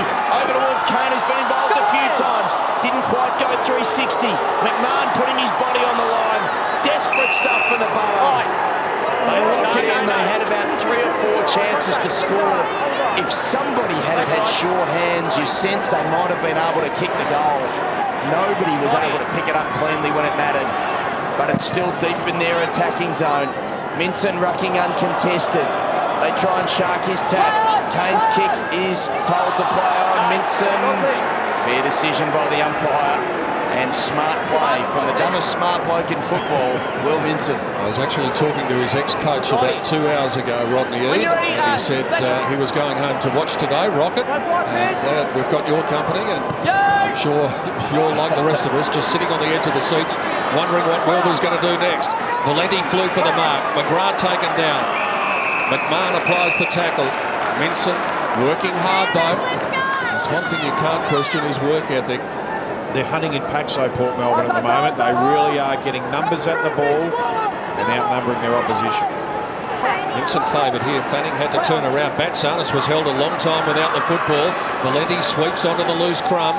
Hill's there with him. And then somehow they managed just to flip it out to the line.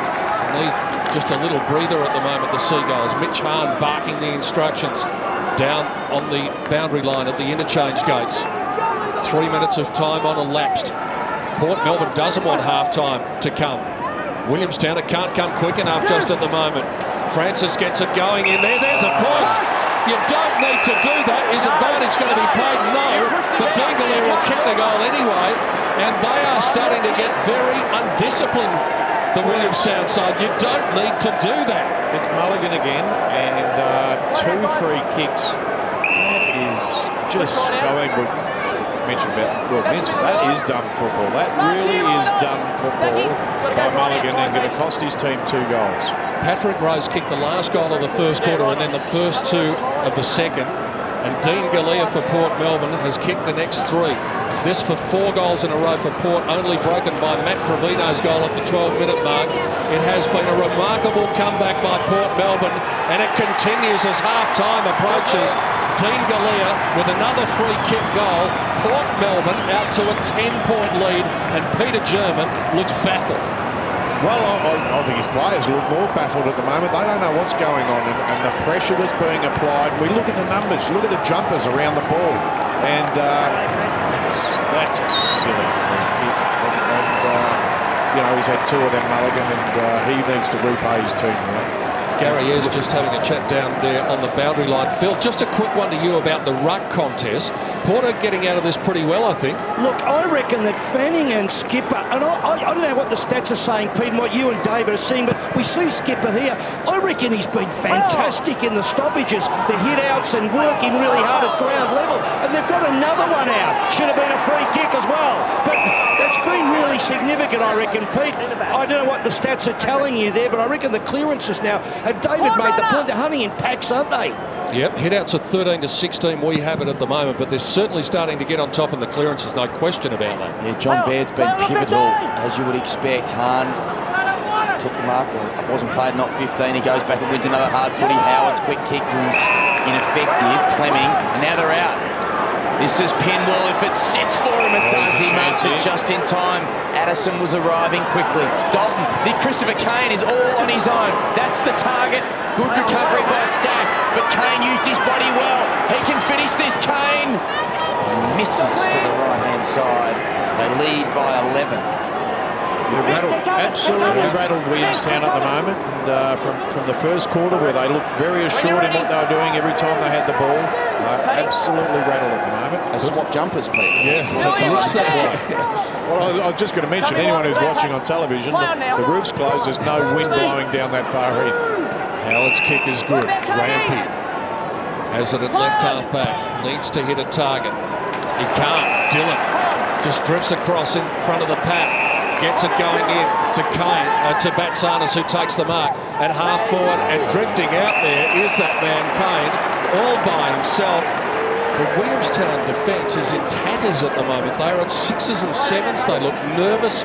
They look disoriented. And they want this half-time siren to hurry up. Can't come quick enough for half-time siren for Peter German to be able to get his players and calm them down. They need to get the ball out wide and running. And Port have really closed down all their avenues. They've been fantastic in this quarter. Chris Kane missed one on the run a moment ago from a very similar position. He knows what it's like to kick goals this year. He's kicked 34 before today. He's bringing it back. They've got another one. What a quarter. A 7-goal quarter by Port Melbourne. And coming from 27 points down at the 22-minute mark of the first quarter, they are now 17 points up in the shadows of half-time. Yeah, they had players who hardly touched the ball in the first quarter. Batsanis didn't have much on it. Kane didn't have much on it, but they're willing themselves into the game. And as Gary Ayres said at quarter time, you know, you've just got to make the right decisions with a clear mind, and that's what they're doing at the moment. They've had 13 inside 50s to 6 this quarter. They've taken 7 marks inside 50 to 0, and they've been able to kick 5 goals from those marks. Baird, again, Phil mentioned they're getting on top of the clearances. They're dominating out of the middle at the moment. Stack takes them on, lost the footy, lucky not to be pinged. Francis ducking after it. Mincer put his body in the way, allowed a path for Goods. Hand pass is a dangerous one. Pinwell used his body brilliantly. Up inside 50 again, another one. Bounces favouring Kane. What can Kane do? Gets it towards Galea. Suckers it towards Lynch. Well done, Addison. We've mentioned him, that he's done a few good things, desperate things. That was one right there, safe to goal. Dean Galea's eyes were lighting up there momentarily. David Stretton, the man entrusted with the kicking in duties. And the first part of the equation is do that, hit a target, doesn't matter how short it is. Jolly up the line to Rampy. They've stopped the run though. Williamstown have stopped running. That is their advantage. Yeah. That is their huge advantage. They really need to get their running game going. And a smothered kick now, so Galea, he's had some sort of second quarter, Dean Galea, and just unable to cap it off there with what would have been a 5th goal of the term. But this is all one-way traffic as we approach half-time. And panic. You know, Williamstown are just panicking at the moment. They don't know what to do next. And like I said a minute ago, you know, the half-time siren can't come quick enough for them. Well, I'm a bit nervous, I've got to say, Reece, because it's my job to head down to the Williamstown rooms at half-time. Good luck getting in. Yeah, that's right. I'll be sure to give you an update. As Burston runs it across the line, it's still in Port Melbourne's attacking half. 29.5 minutes have gone. Can they be the first side in this competition since 1918 to go through undefeated? Pinwell's become involved. He's a really good player. Stretton bumps it into a dangerous area. Stack, nervous time, nervous. I'll tell you, it was a cake of soap. He did not want to pick it up. And now he's kicked it out of bounds. Yeah. Terrible. They cannot do a thing right at the moment, Williamstown. Jittery, nervous. Their execution has left them. Their run has left them. Port, in contrast, running on top of the ground. Dean Galea looks short. Now he decides to go with an interesting choice. Penwell gets around Johnson a bit too easily. Gets around Cravino a bit too easily. Heads for home and just misses. That would have been a nail in the coffin just before half-time.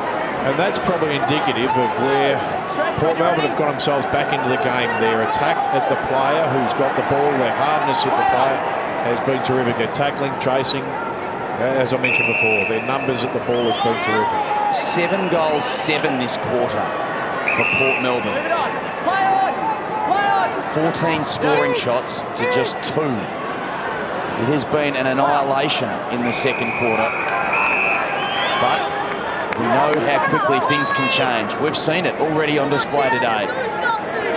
And the pride of this Williamstown side will have been dented by this performance, and little doubt that they'll be getting a stinging rebuke from their coach, who's coached premierships in the waffle and elsewhere, and they'll come out firing in the second half.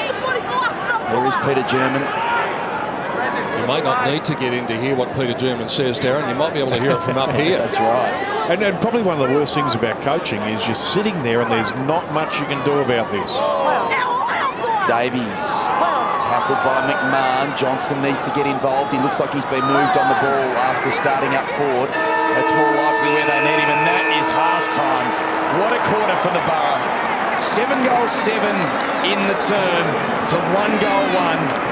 And the job is ahead of the Williamstown coaching staff. Port Melbourne lead it by 21 points at half-time. 9-7 to 6-4. David Rees-Jones. Yeah, look, just a fantastic, and it takes a lot of character, and we see the Port players all getting in nice and tight now, and they've got a lot of belief in each other, and that's what's really got them back into the game. They've been terrific so far. With the inside 50 count very lopsided, as Darren said, during that second quarter. 22 to 23 of the inside 50s at half-time, so it was 15 to 6 in favour of Port Melbourne. Galea and Rose, the men doing all the damage in front of goals, along with Chris Kane, but it was the midfield that started to get on top. They started getting the centre clearances. They started getting their run in their legs, and Patrick Rose, so important, is now with Phil Cleary at half-time. That is a remarkable comeback. I know you'll say the grand final's well and truly got to be won, but you and Galea, fantastic work. Yeah, mate, look, they jumped us early. Back at Werribee 5 weeks ago, they did the same thing, so we just knew if we stick to our structures, we'll get back on top, and the midfield got on top, and the delivery started to come in, so... I thought Skipper was very good in the middle. Yeah, he got on top of Minton there, which was good, so hopefully after this break, we'll get back out in another crack. All the best. Port Melbourne, having done the job in the second quarter, coming up with one of their best second quarters of the year, and that's saying something because they've dominated second terms. The one thing the stats do tell us, though, Reece, at this stage of the year is that they indicate trends, and Williamstown has been very good at third quarters this year. They've won 15 of 20 and drawn 1. They've won 7 of their past 8. They've outscored the opposition by more than 200 points in third quarters this year. So we know that they can do it, but they're going to have to do it from the word go. I think the first goal in this term really is very crucial. Yeah, it is, and they really need to get on their bikes and start. And look, I really want to put it down to the two Bens. Davies and Jolly. They're really their engine room, and they're the players who get them going and get them up. And they're 25, 30 possession players week in, week out, and probably haven't had as much impact on the game as what they should, especially in that second quarter. But once again, they didn't have their hands on the ball, and Port controlled the play. And there'd be a very happy man, Gary is. A little bit nervous at quarter time, but it's amazing the faith that he does, showing his players. And I think that comes through in the way they play as well. They never, know that in any position, they still think they're a chance to win. Disposals in that second term were 89 to 64 in favour of Port, so they certainly did dominate the footy. Peter German has imparted his message at half-time. Can't do anything about it just for the time being. As the players head to the bench now, Matt Cravino, Jason Tutt, Sam Reid amongst them, Mitch Wallace coming to the bench as well. And for Port Melbourne, looks as though they're going to start Batsanis on the bench, which is interesting. Fanning on the bench along with Purcell and Ryan McMahon, so a bit of experience there as well on the bench for Port Melbourne. It's been such a topsy-turvy game. John Baird, the skipper, also starting on the bench for Port Melbourne at the beginning of what they call the premiership quarter. So from a 21-point lead for the Seagulls at quarter time, it turns full circle and goes to a 21-point lead for Port Melbourne. Are they about to break the premiership drought which has existed since 1982? Or can the Seagulls capture their first flag since 2003? The third quarter will have a big say in determining the outcome. Here we go on grandstand, second half of the VFL Grand Final. Minson goes up high. Valenti went to the ground. Goods wins the clearance, an important one, and hoiks the ball inside 50. Plemming is there. Hahn might have been held without it. Plemming did duck the head. Then Roughhead almost dispossessed him, and they had a bit of a tug of war going on 45 metres out from goal. Umpire will come in and put it down. A massive collection of players around the footy, as we saw John Baird, the skipper, starting on the pine. Roughhead conscious of Edwards with the height differential. Edwards down at ground level did very well. He just drew that free kick there. Just wanted the footy a little bit more than everyone else around him, and well done by Jake Edwards. Looks up, he's got Dwyer out wide. Decides to go by hand to Plemming. That's a bit of a one-step kick up to Burston. punched away by Barlow through the middle. Goods, an important touch again to Jolly, and now the shot for goal should come from Panos. That's what all his teammates are saying to him. Go back and steady, and this might be that important goal we were talking about. Yeah, and then, you know, from Brett Goods getting that first clearance, it really has been all Williamstown. I mean, it was Williamstown the first quarter, Port Melbourne the second quarter, and now Williamstown in this first few minutes starting to have all the play. Well, he didn't make very good contact with that Matt Panos, and it comes off the hands of the defenders and the attackers and through for the first score of the second half, reducing the gap to 20. Williamstown 6-5, Port 9-7. 2 goals, 1 to the Bulldogs rookie, Panos. Dalton's kick is a good one for Edwards. He's a former Carlton player, lost his love for footy. Went back and played with his brothers at Darley. Near Bacchus Marsh, and now he's back at Port Melbourne and loving every moment of it. Great story, Jake Edwards. McGrath, that is a great hand pass. Dwyer can go all the way here. He probably should. Instead, he goes short to Rose, and you cannot fault him for taking that option. How good was that Corey McGrath handball there? Christian Howard is playing on Sam Dwyer and just giving him way too much space. And we saw Howard had a lot of the ball in the first quarter, but this guy, Sammy Dwyer, will cut you up if you allow him to. We'll check how many Sam Dwyer's had. You may have mentioned it at half-time, but he's had it 10 times, Sam Dwyer, and this is Rose shooting at goal number 4. He's kicked 77 for the season. He kicked 3 goals, 1 today. He's now kicked 4 goals, 1 today. And a little hop and a skip and a jump of excitement. They're out to a 27-point lead. That was what they trailed by at the 22-minute mark of the opening quarter. Yeah, just making Williamstown pay, you know, for mistakes. And he's a class act, Corey McGrath, and hasn't had much of the ball, but that is a fantastic handball. But Sammy Dwyer, he shouldn't be that far on his own. It's just... you know, I think the message will be going straight out. Well, it has gone out, actually, to Christian Howard to tighten up on it. And back to school for me because it's only 26 points. Yeah, it's still a good lead, though, and I think just Patrick Rose's reaction there, Darren, that you described, I think indicated the importance of the first goal in the third quarter, just to reinforce Port's superiority here. So they get it out to 26. Skipper with the left-handed palm down, and somehow Pinwell extracts it from the middle again. By golly, he's good at doing that. Kicks it forward. Galea trying to bat it up to his own advantage. McGrath thought of hacking it from mid-air. Stack just goes with an over-the-shoulder kick. And that time Howard leaping, didn't come up with a footy. Francis did at the back. Kane's lurking by himself. He's going to be on a tight angle, but he is a goal kicker, Chris Kane. He can take a couple of steps out. They're not actually guarding the steps out just at the moment either. Although Dylan Addison's come in now. Chris Kane's going to try and hook it around the corner. Yeah, he's going to try on the left and hook it in. And nearly knocked the goalpost out of the ground, so Williamstown breathes a sigh of relief. Phil, I just want to check in with you about the structure of Port's bench at the start of the third quarter. Yeah, well, look, I think it's so clever that they're not using the 2 older blokes at the same time, Peter, you know. So you go in with your young guns or younger guns. The Port side average about 25. So Gary has just got it worked out. He doesn't have Baird and Ryan on at the same time. So sorry, I got big tongue-tied there, Pete. It's all happening here. Ryan McMahon. Geez, a tough old game out there, isn't it? It is. It's tough with commentating it too, Phil, at the moment, as Brett Johnson illustrates that. Oh, and that's a heavy collision. Davies on Fleming.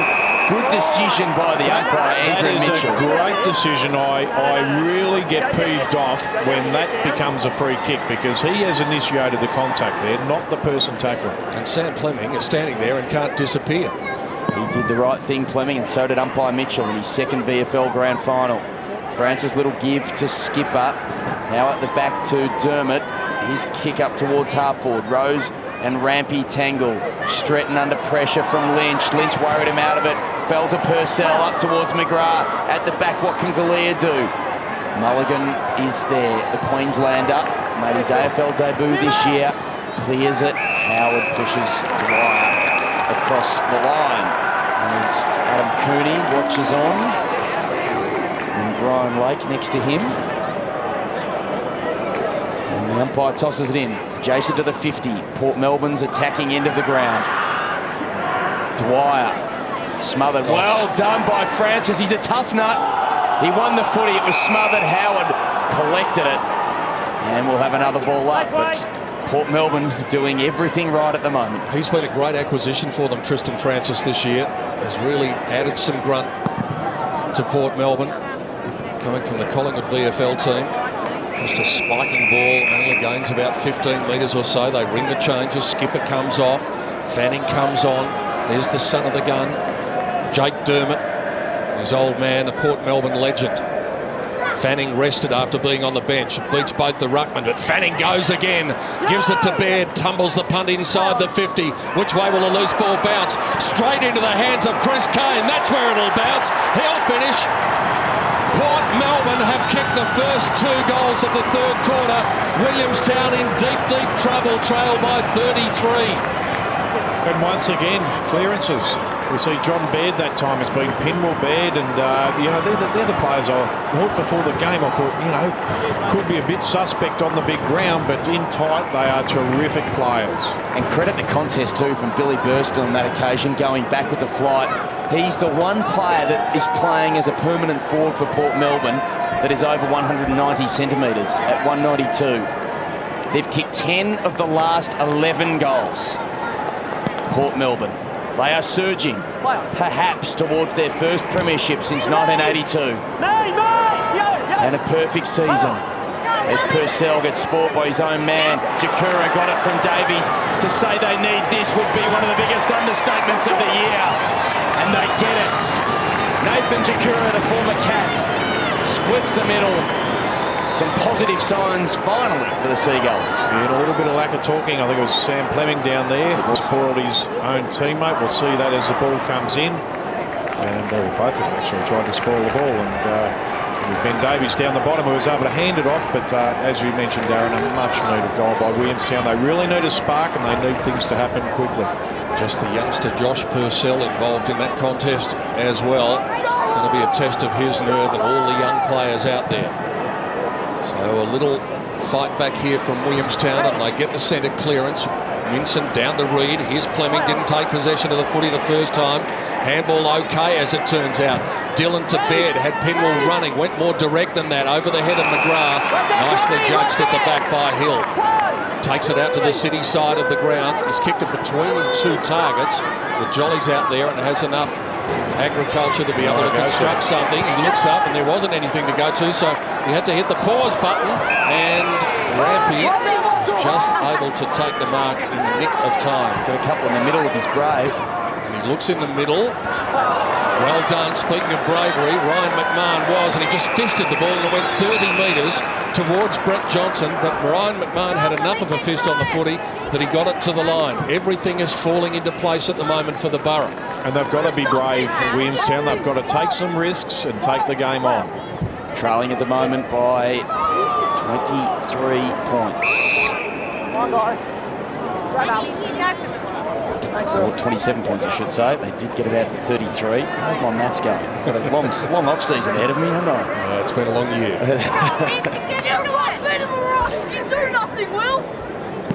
So the spectators, the younger spectators, giving Will Minson some advice. I'm sure he's appreciative of it. As there'll be another ball up on the outer side wing. I did actually bump into another coach earlier today who was singing the praises of Gary Ayres and what he's been able to do this year. One Michael Malthouse, who was full of admiration for what Gary Ayres has done to the team. Well, I understand that Nathan Buckley's looking for a couple of assistants after the recent changes at Collingwood. Jakura hit hard by Fleming. Dillon extracts the footy. He's wrapped up by Reid and Jakura. And we'll have another ball up. 10 minutes gone in the third quarter. I know I've mentioned it before, but St Kilda should be having a good look at Gary Ayres. Rodney Eade also in the frame there, and Ken Hinckley's name has been mentioned in dispatches as well, and perhaps even Scott Waters. Johnson back to Tart, had it for a while, just got rid of it in the nick of time. Fleming elected to go for the mark. Hooper down at ground level, just shovels it out to Davies, out the back door, into the 50, and that's nicely done by Panos, who comes out and shows sure hands again. In front of a quality opponent in Sandilands. Panos didn't get good contact with the shot at goal he had earlier. He needs to get good contact here. Yeah, normally a very good kick for goal. Just about on his limit, but it's normally a very accurate kick. Has he learned the lesson? Man on the mark's going to crib 1 or 2 metres. Panos kicks from 50. That's better contact. He's got it all the way there. A vital goal. Panos has kicked his third. Williamstown have got 2 in a row, and the deficit is reduced once again. It's back to 21. And it's what you'd expect from two teams who play with a lot of pride and passion, and their coaches are the same. And it's just a fantastic contest. We see the ball just kicks. That's all you need sometimes. It doesn't have to be, you know, lace out. Just get it in there and get it up high, out in front of your forwards. And Panos is able to do the job there. We keep going back to round 20 because the similarities between these games are remarkable. Williamstown starting well, Port rampaging back. In round 20, Port Melbourne led Williamstown by 18 points at three-quarter time, and the Seagulls almost pinched it. Remember, 15 Bulldogs listed players, 15 full-time footballers playing for the Seagulls today. They should have the edge in fitness. But you can't measure the courage and the spirit in this Port Melbourne side, personified no more than by that man on the bottom of the pack, who's scrapped, and he's got it out to Billy Burston! As another commentator who sits in this chair might say, wowee! And just a a lot of luck involved there. The ball just actually bobbled out, and Billy Burston was on the end of it. You see here. And, but McMahon, look at these efforts, Reece. Yeah, he really did. But we just see it really bobbled out. It could have gone anywhere. It landed in the hands of Billy Burston. He was able to put it through a great goal. And credit where credit's due. Great competing down at the bottom of the pack. A little steadier there from the 21-year-old Billy Burston. Man with one of the great names in footy, and he might be bursting with pride later on the way things are looking for Port Melbourne. 27 though, there's still not room for comfort. Who's going to get this centre clearance? Nobody the first time. Umpire Andrew Mitchell in his 138th VFL game, second VFL grand final, along with David Harris and Brendan Hosking, who are making their debut in the big one in the VFL. Roughhead knocked it down. Skipper got it though. To Batsanis, to Francis. Man was approaching, so he had to kick an up and under ball. Hill just threw his foot at it. Needed to go a bit harder than that. McGrath to Batsanis, and he makes them pay. I don't think Peter German will be all that happy with what he just saw there. Port fans are very happy though. Nathan Batsanis answers quickly the 2 goals that Williamstown got. Bursting with Batsanis, push it back out again to 33. And the one thing about Josh Hill, that's just not good enough at this level of football, let alone a higher level, and he needs to be more committed than that. So that's about all I'll say about that. Yeah, Reece, he hasn't had it too many times today either. 7 possessions for him. But a great story for Nathan Batsanis. Pete, I'll let you interrupt. I just want to get down to Phil. Yes. Phil, it's not a massive crowd here, but gee, they're making some noise at the moment. Well, look, the Port Melbourne people, Peter, it reminds me of the days when you went to play them in the 80s, fair dinkum, and they drew big crowds and they roared. In 1980, they knocked us over in a grand final. The crowd had a lot to do with it. They are just so involved. And, the way Port are winning these loose balls is just remarkable, really. Fierce stuff. But still a game that can go either way. But, gee, Port Melbourne, they are showing us they're a champion side, Peter, aren't they? Yeah, indeed. 33 points is their lead at the moment. Addison gives it to Jolly, who had to work very hard. Had a great year. He was best on ground in the grand final of the knockout competition, which they won, as we know. Fleming, he's been good this quarter. Brave work from him, also by Minson. Falls to the back to Reid. Davies needs somebody driving by. Probably could have gone himself. Hahn evaded the clutches of Edwards. High kick. Mitch Hahn. And that's what it means to him. The emotion and the expression on his face. He's trying to fire up a few of his teammates, and they could do well to follow his lead. Yeah, I don't know what Ben Davies was thinking then. He should have really got himself. He put Mitch Hahn under enormous pressure, but he was good enough and strong enough to get out of it. And that's a magnificent snap for goal.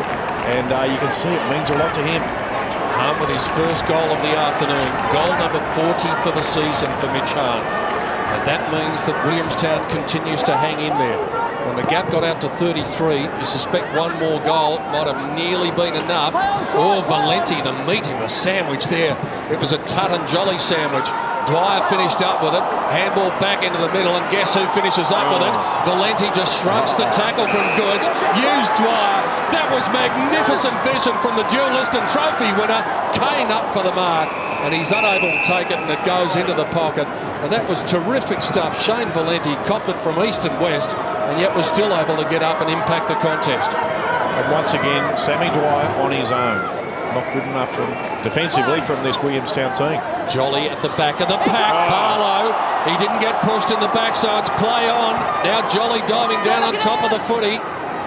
Nothing doing. Umpire giving them plenty of time. The umpires have done a pretty good job, I think, today so far.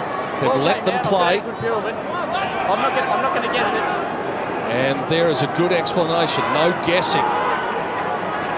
When in doubt, just let it go.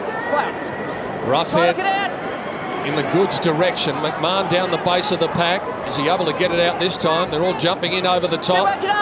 Nothing doing. Like the Melbourne Storm and the Warriors last night. Thanks, Rick. And there's Matt Clinch, part of the grandstand team, who's on ABC radio today.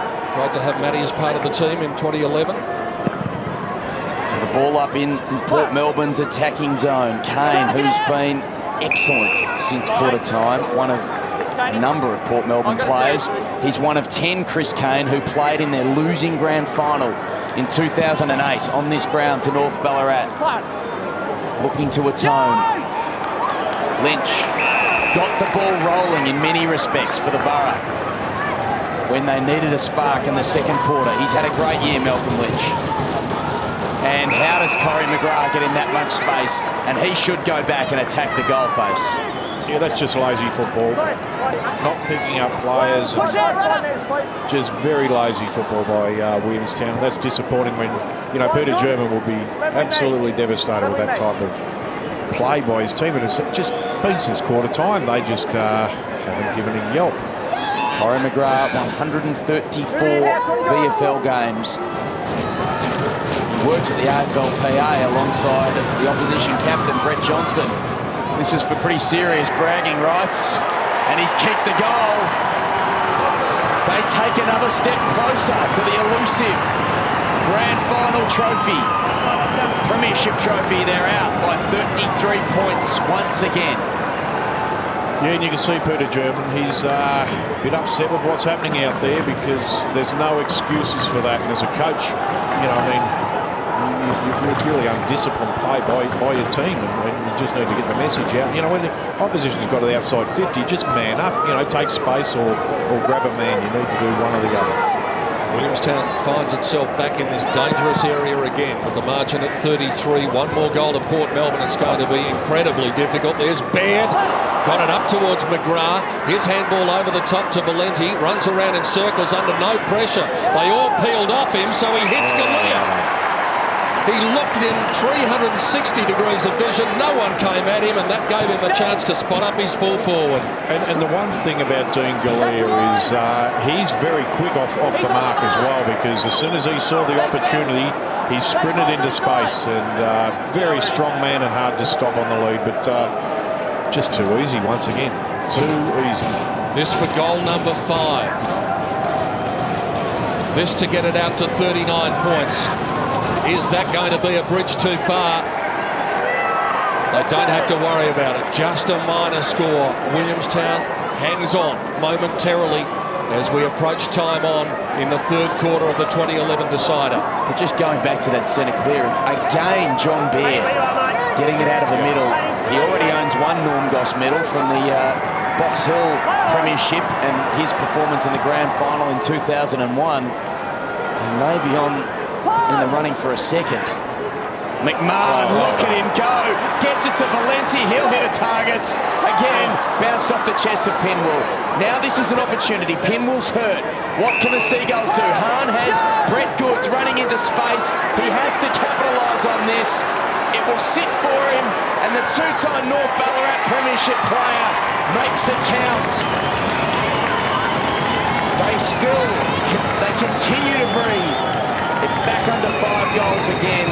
65 plays 93. It's a 28-point margin. Toby Pimmel's been a great warrior, but I don't think he'll want that last 20 seconds of football on his highlight reel, and that's what happens in modern-day football. You make a mistake like that, the ball gets turned over, you pay for it at the other end, and Brett Woods was good enough to be on the end of it and good enough to put it through. 28 points is the margin. I wonder what Gary Ayres' reaction to that one was, Phil. Peter, he was saying to him, you should have gone deeper, and you can clear, as David points out, you turn it over there, Pete, and you are in deep stride. So a deeper kick gives you some coverage, a la Collingwood style. Have a look at that from Valenti in the middle of the ground. Could have been making a case for a push in the back. Instead, got up, did it himself, gave it to Fanning. Rose got a hand over the shoulder, nothing doing. Williamstown defenders diving in. They're hanging in there for grin death at the moment. Port just can't get it out to that margin beyond 6 goals. Gary Ayres will know in the back of his mind, he won't admit it, but he'll know in the back of his mind if they can, that might be enough. And he's starting to look as animated as we've seen him all year on the bench. Lynch in after it. Minson applies the tackle, didn't get into the back of his opponent. Umpire Andrew Mitchell adjudicated him too that there was no holding the ball decision coming on Stephen Brewer as well. Once again, good umpiring. Good umpiring. I think the umpires have done a fantastic job in letting the game be played. Agreed. This is the way it should be in any final, in particular in a grand final. Here's Baird, shovels it out into open territory. Kane turns 3 different ways, then gives it to Batsanis. Stands up in the tackle. Howard, they've got him. He got his hands lead. He finished up with the ball once again. And there's the explanation from the umpire. It did come out. Brett Johnson down the bottom of the pack, taken down, but there was nothing he could do about it with Port players all over him. So it's still in Port Melbourne's attacking zone, inside their 50. Fanning, he's been great since quarter time. Stack over his head, Batsanis steals the footy. Brewer to 15 metres out. Mulligan with the spoil. Rose trying to rove the footy. Pinwell trapped by Frost, gets ripped off him, not illegally according to the umpire. What can Batsanis do? Oh, it gets off post. The umpire is doing a great job communicating with each other and with the players as well, as Frost there, high and maybe late. Perhaps they dodged another ball there, the Seagulls. That means they continue to hang in. Hanos all the way up and half back now, receives from Minson. A little lob wedge over the top to Stack with that heavily bandaged left thigh, left quad. There's the view of what he faces. Gets it up to the little man in Hooper. Looks inside. If they can get the switch happening, Addison's on the other side of the ground.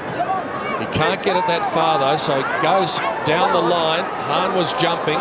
Brewer finished up with it when he was just standing there minding his own business. And it'll be a bounce. Around 12,000 people here today. Would have expected a few more, but they are making a racket, especially the Port Melbourne supporters at the moment. But it's not in the book yet, especially with taps like that from Minson to Hooper to Jakura. He's already slotted one in the 3rd quarter. He slots another one, and they live on. The Seagulls get their 5th goal of the 3rd quarter, and the margin goes back to 23 once again. And that, you know, a terrific punch. You've got to get the ball out wide. And the thing is, the advantages that Williamstown have are their leg speed and their fitness, and they need to use that. And on that occasion, rather than having it, you know, a tap in, you know, a tight contest, get it clear of the contest. Use your, you know, use what you've got available to you, and that is leg speed and also fitness. Experience and work ethic shown by Ben Jolly as well. He applied to Shepherd to allow Jakura to roam free. So at the stoppage, Jakura is taken high. He just slipped, and Valenti a little bit unlucky, but this is a big moment now. 25 minutes gone. Josh Hill needs to impact the contest in some way. Kicks it up towards Roughhead. Similar sentiments with him. Purcell, one of the late replacements. One of the people who've come into the side since the prelim final for Port Melbourne. He was involved a couple of times there. Sanderlands been quiet. He's been dragged back to the full back line for most of the day, which normally he does his best work across half-back. He gets it out towards Dalton this time. Those two in the team of the year. Port Melbourne had 8 players in the VFL team of the year. No surprise, even though it's such a successful side. Skipper probably shouldn't have given the hand pass then, but McMahon comes up with it. Well done by Skipper. Good second effort. Shepherded Crevino out of the way. Lynch in a wrestle with Stretton. Galea waits for the footy. Mulligan picks it up now. Well done by Corey McGrath. Applies the tackle. And the ball up. Port Melbourne doing well to lock it in their attacking area as Big Will gets some attention. Should be a bit of time left in this quarter. It's been 10 goals, 5 goals apiece in the third term. The Ruckman's waltz. Skipper and Roughhead. McMahon wins another easy ball down the base of the pack under no pressure. Burston standing underneath it. The spoil slipped up over his shoulder from Frost. Nothing doing according to the umpire.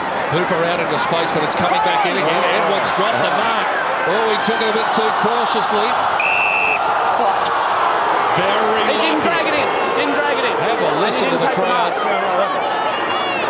A bit fortunate that time. Did he drag it in? Well, he certainly did. He could have got a high one there, so it's evened up anyway.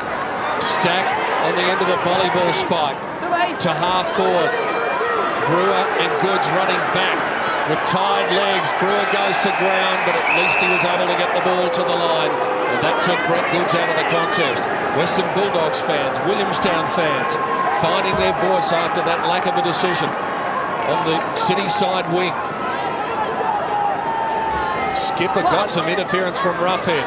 Batsanis tries to bust through. He'll need to try and get rid of it here.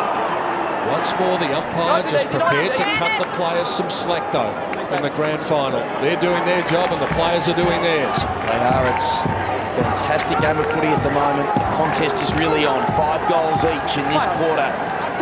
23-point lead to Port Melbourne, and it could be decreased. Free kick to Matt Crevino. Pushing the back from Josh Purcell in just his 4th VFL game. Sorry, his 5th VFL game today, Purcell. It's a grand final. That's the line. We'll have a look at it here in the replay. Just pretty clear. led into his back. Christian, Rode him into the ground. Bats. So Crevino, Move it on. who's only played a handful of VFL games this year himself. He's twice won the best and fairest in the reserves comp. And he can't get the distance. It's still in play. Oh, what a smother, Stephen Brewer. Hahn was about to kick the goal, and Brewer came flying in with a Heath Shorian effort, Pete, if I can say that. I can make up that word. Oh, well, it's moments like that that can win grand finals. And it was Dalton too as well involved. Yeah, Steve Brewer just flinging himself in with Dalton, and they save the goal. Baird finishes up with it. Out comes McGrath. 4 on 4 inside the 50, so they've still got plenty of cavalry up there, but McGrath's kick just for once is not precise. 29 minutes, you'd reckon probably another 2 or 3 with all of these goals. The game has opened up, and it's opened up in the middle of the ground as Hill finds Howard with a precise kick to Davies. Out comes Stack, running with the flight of the footy. Inside 40, closing, goaling! Touched on the line. Brewer again. It looked as though the ball was going to clear him, and Stephen Brewer has touched the ball and forced it into the goalpost. Some heroics from the 27-year-old. Former Williamstown man as well, Stevie Brewer. That is fantastic from Kane. He can go. The ground has opened up. He's got Galea. Probably should have run on a little bit further rather than kicking it when he did. It now falls to Galea after Hill got rid of the footy. Kane follows up. Got to be quick. Gone. Good chase. Panelists. The game has opened up. Pete called that a minute ago. Big moment in the game. He's got Howard screaming for it in the middle of the ground. He goes short to Stretton. Davies is still on in the middle. They spread to the other side. Frost goes towards Rampy. Howard is still free. Lynch might close him down. It's going to be 50-50. They're just too slow getting the footy. Poor skills from Jack Frost might have cost them here, the Seagulls. At least it's cost them an easy path to goal. There's a 50-50, as you can see, and Port Melbourne come away with it. Skipper goes inside 50. Umpire says play on. McGrath falls into his arms, couldn't collect the ball. McMahon now. Barlow desperately scrapping after it. Hill's taken down, he didn't have the footy. Tony Rose has done a lot right today with 4 goals, but that wasn't his best moment. Frenetic, you can sense the urgency. Phil, this game has turned. It really has opened up now. Fatigue starting to set in and the space is coming as a consequence. Yeah, that's right, and David made the point earlier, talking about elite athletes, 15 of them playing with the Seagulls. I tell you what, though, you know whether I'm right, a couple of little free kicks just gone the way of the Seagulls. That one there a little bit touchy and another couple, but it's a tense-hole game. The more it opens up, the more the chances of Williamstown closing the gap increase. Porter got to maintain that pressure, and that means Gary has got to rotate really carefully. Nervous tension starting to grip everyone around the stadium. Skipper took it out of the ruck. That was game. Gave it to Penwell. High ball inside the 50. Off the ground by Staggart. Finishes up in the hands of Stratton. Here's Jolly with some run. Uses Barlow with the assist. Out he comes to the dock side. Bouncing ball. Bounced terribly for Brett Goods. Brewer just handballed it to his own advantage. Then he got cleaned up by Tutt. Goods took them on and lost. Fantastic stuff. Advantage is paid as they fight behind the footy. Goods is frustrated. Lynch takes it inside the 50. Rose works himself free. Then he gives off the handball. Baird with a little left foot kick out into space. They can hardly raise a gallop to get towards it. Burston in the pocket. Time for heroics from Billy Burston. What a grand final moment that might turn out to be. Unbelievable from 30 metres out with the left foot banana. Billy Burston has just experienced one of the big moments of his footballing lifetime. Yeah, and terrific work with Patrick Rose involved again. We see Baird just getting the kick out there, but I want to go back to Batsanis. The tackle on Brett Goods was just sensational. Watch this goal again. That is unbelievable. But, you know, you can head right back to Nathan Batsanis. The tackle on the wing was what caused the turnover. You're spot on, Reece. Fantastic work. And that's Jake Dermott there on the boundary, getting some attention on his knee. And it was Batsanis who scrapped with Brett Goods after that. The frustration from the Williamstown star was evident as Bat Davies just barrels that. And it's going to be a free kick to Williamstown. It's got to be to Brett Johnson. Massive ball!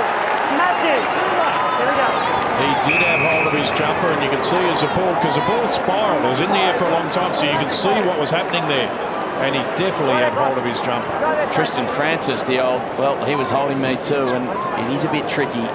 And I think that's just a little bit of experience there. Brett Johnson, VFL Life member, a super footballer. 180 VFL games, 70 AFL games, and he needs this, and he gets it. Wow. Port Melbourne have weathered the storm, but the Seagulls continue to come. And after an engrossing third quarter, the margin is the same as it was at halftime, 21 points. And quarter time the other way as well. Yeah. It's amazing, and it's just a fantastic game of football by two great football clubs. And, you know, Valenti, he imposed himself on the contest in that quarter. I thought he was terrific, but... you know, there was, you know, Brett Goods, I nearly said Adam Goods in, but Brett Goods was good in the quarter. I mean, they really did fight back, Williamstown. They tried to open the play up, and that's what they need to do. There are a couple of good spikes from the hit-outs from Will Minson and Roughhead, and just trying to get the ball out of that closed-in area, which Port Melbourne really love. They love the tight, in-close contest, so... It's going to go down to the wire, this contest. It is a fantastic game of football, and either side, Williamstown can still win this. Well, if you like your footy open, you got it there in the third quarter. 6 goals 3 to 6 goals 3, and Port Melbourne just couldn't get it out beyond the 6-goal margin. And to Williamstown's credit, they just continued to hang in there. They have it at 21. It's definitely manageable. Galea and Rose with 4 apiece. Panos with 3. Jakura with a couple of very important running goals in that third quarter. And Phil Cleary, David Rees-Jones made mention of the professional players, the AFL listed players. You've got to wonder how much of a factor their fitness is going to be in the last quarter. Yeah, look, and it really is going to play. We're watching players getting very tired in that quarter, and obviously the professional footballers, I suppose they are these days, in that Williamstown team are really going to help them. Pinwell's been terrific. He was a player I thought might have been a bit of a liability today with his lack of pace, but he's been fantastic in and under. And we see Howard there. He got most of his kicks in the first quarter, most of his possessions. Panos has been all right with a few goals. Goods has been good as well, as I mentioned. Might take us a while to get through these because there were plenty of highlights. And look at that. Wonderful handball from Corey McGrath. But as you said, they were playing Sam Dwyer off the leg rope at various times in the third quarter. Yeah, well, I can't believe that Sam Dwyer's been allowed to run around his own. And Howard had him in the first quarter and probably had the better of him in the first quarter. But you know, if you let Sam Dwyer loose and running, he's going to hurt you at one stage or another. Port kicked the first 2 goals. They got it out to 33, but it was just one of those quarters that Williamstown refused to be beaten. Billy Burston had a couple of big moments there. The first of them coming at the 12-minute mark. And then Nathan Batsanis was able to follow up with another goal, and that was an effort that Josh Hill won't want to watch again. No, very poor effort from Hilaire. He'd need to get his body in line with the ball and nullify the situation. We see here Mitch Hahn put under pressure there by his teammate, but a magnificent goal. Something out of absolutely nothing for the veteran in Mitch Hahn. Port was still able to manage 2 more goals. Look at Burston, he can hardly raise a gallop, and then 30 metres out, banana on the boundary line. That is a grand final goal to savour. Yes, it certainly is, and he had a fine quarter, Billy Burston, and you know, this game will still go down to the wire. I'm confident of that because I just think the run that's in the Williamstown legs, and they really need to get on their bikes in this quarter and run, share the ball. Look at their handballs are well down there at 59 handballs. They need to share the ball, get some run happening, and they can get back into it. 2:29 to 2:07 the disposals at three-quarter time. Port's prime movers really came to the fore in both the second and the third quarters. Toby Pimwell had one little blooper in the third quarter, but he and Dwyer and Valenti were so important. Yeah, Valenti, I mentioned him. Look, he was just terrific in that quarter. He hasn't had, the best of matches, but that's the great thing about football, and we saw with Daisy Thomas the other night, that tackle he made, even if you're not having a great game, you can contribute. Peter German and the Williamstown Football Club have had a magnificent season. It all comes down to the last quarter. Here's the coach inside the huddle. We've got to be ready. We can't have everyone ready to go on the fly in the midfield, all right? But I reckon what they want to do is they want the ball, the momentum of the ball to go forward their way. If we can actually get it going our way and only have one bloke who's ready for something like that to spit forward, we've got to do it in our forward line. So anytime there's a stoppage, try and get the momentum of the ball going our way. All right, because if we don't, it starts going out. We've just got to be careful that too many players are coming in at the stoppage, releasing a Dwyer, even their ruckman, Fanning and those blokes. So we've got to be careful of that. On the outside, our D2's got to be really, really important. So you're either in or you're not, and understand your man's going to be trying to spread out and then forward. All right, too many times then we just sort of went to the contest and we didn't win it, and then we were all in no man's land.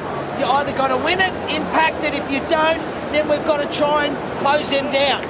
But then now the game comes down to actually the contest, the 50-50 ball, winning that, winning possession, and now it's got to be all about trying to open the game up. Does everyone understand? We must start to open the game up. We started to do it, Stacky. That's how you got your shot on goal. Because again, we went out. There's one stage here we got 2 possessions. I think Hoops might have got it, someone else down back, and Jitty was sitting on the 45 in the corridor, but no one wanted to pull the trigger. We can't afford now not to be prepared to pull the trigger. We've got to be bold, and we've still got to be prepared to just take that on. Change directions, change angles, run. Okay? Because I can see it. I can see that the way they're going, they're just tonguing it a little bit. I reckon they're just thinking, we'll try and close this game in. We want to open the game up as much as we can. That's why I'm saying the stoppage is belt it out. 5 important words from Peter German, all of them run. Here's his opposite number, Gary Ayre, speaking with Phil Cleary with a quarter to play in the grand final. Gary, we invented this game of football, and you stand in a huddle. You've been in lots of them at grand finals. It's an emotional, remarkable moment, isn't it? Oh, it is, mate, too, and of course it could be very pivotal. You know it's between 1 and 2, and of course they're not going to throw it away. Our boys have just got to get the ascendancy back in the middle, I think, and certainly we've done enough for that. But there's just Jakura came in there at times, you know, Goods came in there, so we just got to make sure that our ruckmen are very particular and we try to race that third man up. You're going to ride this next 25 minutes. What does a coach do? Well, he just tries and stays controlled, tries to make some constructive moves from obviously boundary line, mate, and just have the confidence in this group. They've come a long, long way, so now's the moment. You've asked them to take history. You know, it's a powerful moment for them, isn't it? Oh, it is. It could be a pivotal moment. They could be remembered forever, mate. All the best to you. Good on you, mate. Thanks. Port Melbourne stands on the doorstep of history. An undefeated season is in front of them. Williamstown will have something to say about that. The body language amongst the Seagulls has been very positive. Final quarter of the 2011 season, because if we have a draw, we will have extra time. There will be no replay. Will there be enough in the legs to get players through extra time? Batsana sweeping onto the ball, and the first centre clearance will go the way of the Borough. Valenti just kicks it out into vacant land. He was looking for the boundary line. That is a wonderful kick for touch.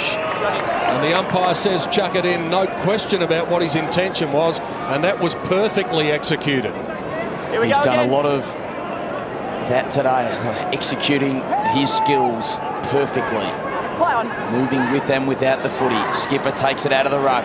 This is what Williamstown want to do. They want to get it. Look at Valenti again. They want to get it into the spaces, but geez, unlucky Francis. Good chase by Purcell on Johnson. Well done by Dalton with the full-length dive. That's the commitment that you need if you want to go through a season undefeated. We'll touch upon it more in this last quarter, the closer that they get. But it will be, if they can pull it off, a truly remarkable performance, particularly when people thought the standalone sides, they thought they wouldn't even make the finals or get near any of these aligned sides. Phil, we got a snapshot from Gary Ayres in your interview at three-quarter time. What about in the huddle? Was he calling on the sense of history, or was it all about the process? Oh, look, he gave them some instructions about the process and the structure and where they wanted to play, but towards the end it was about how they wanted to climb Everest, how they could make history for themselves, make a name for themselves that they would rarely ever have a chance to make again. You know, it reminds you, if we get this stoppage, I'll tell you, Pete, it reminds me of, and David knows what it's like, you're in those huddles, it's a big game, it's a grand final, it's three-quarter time, the game could swing one way or the other. It is so emotionally demanding and so draining of you as a coach, you know, and that was Gary Ayres. Despite all the experience, it was emotionally draining, you could sense it. Here's Sam Reid from the stoppage. Dalton favoured, did it nicely. He was just on the right side of Panos to get the wobbly kick. The enormity of the first goal in this last quarter cannot be overstated. Dalton to Lynch, who can fly, but Vincent had the big height advantage. Big Will, he's not going to get any shorter as the grand final goes on. He could be a big factor in the last quarter. His delivery is a beauty to Little Hooper, who was playing in an AFL grand final around about this time last year, debuted in a final. He'll need his best kick here. Well, there is Big Will. Pretty hard to miss him, but somehow he managed to cover himself in leaves and branches and hit inside the 50. Yeah, and slack marking then. I mean, he kicked the ball into Hooper and then just made his way inside 50. Way too easy. Will's not confident, but he gets the target in Panos. This is in good hands here. He is a very good kick for goal normally. So you'd rather it into his hands than Will Vincent's hands. 3 goals to Matt Panos, originally from Norwood.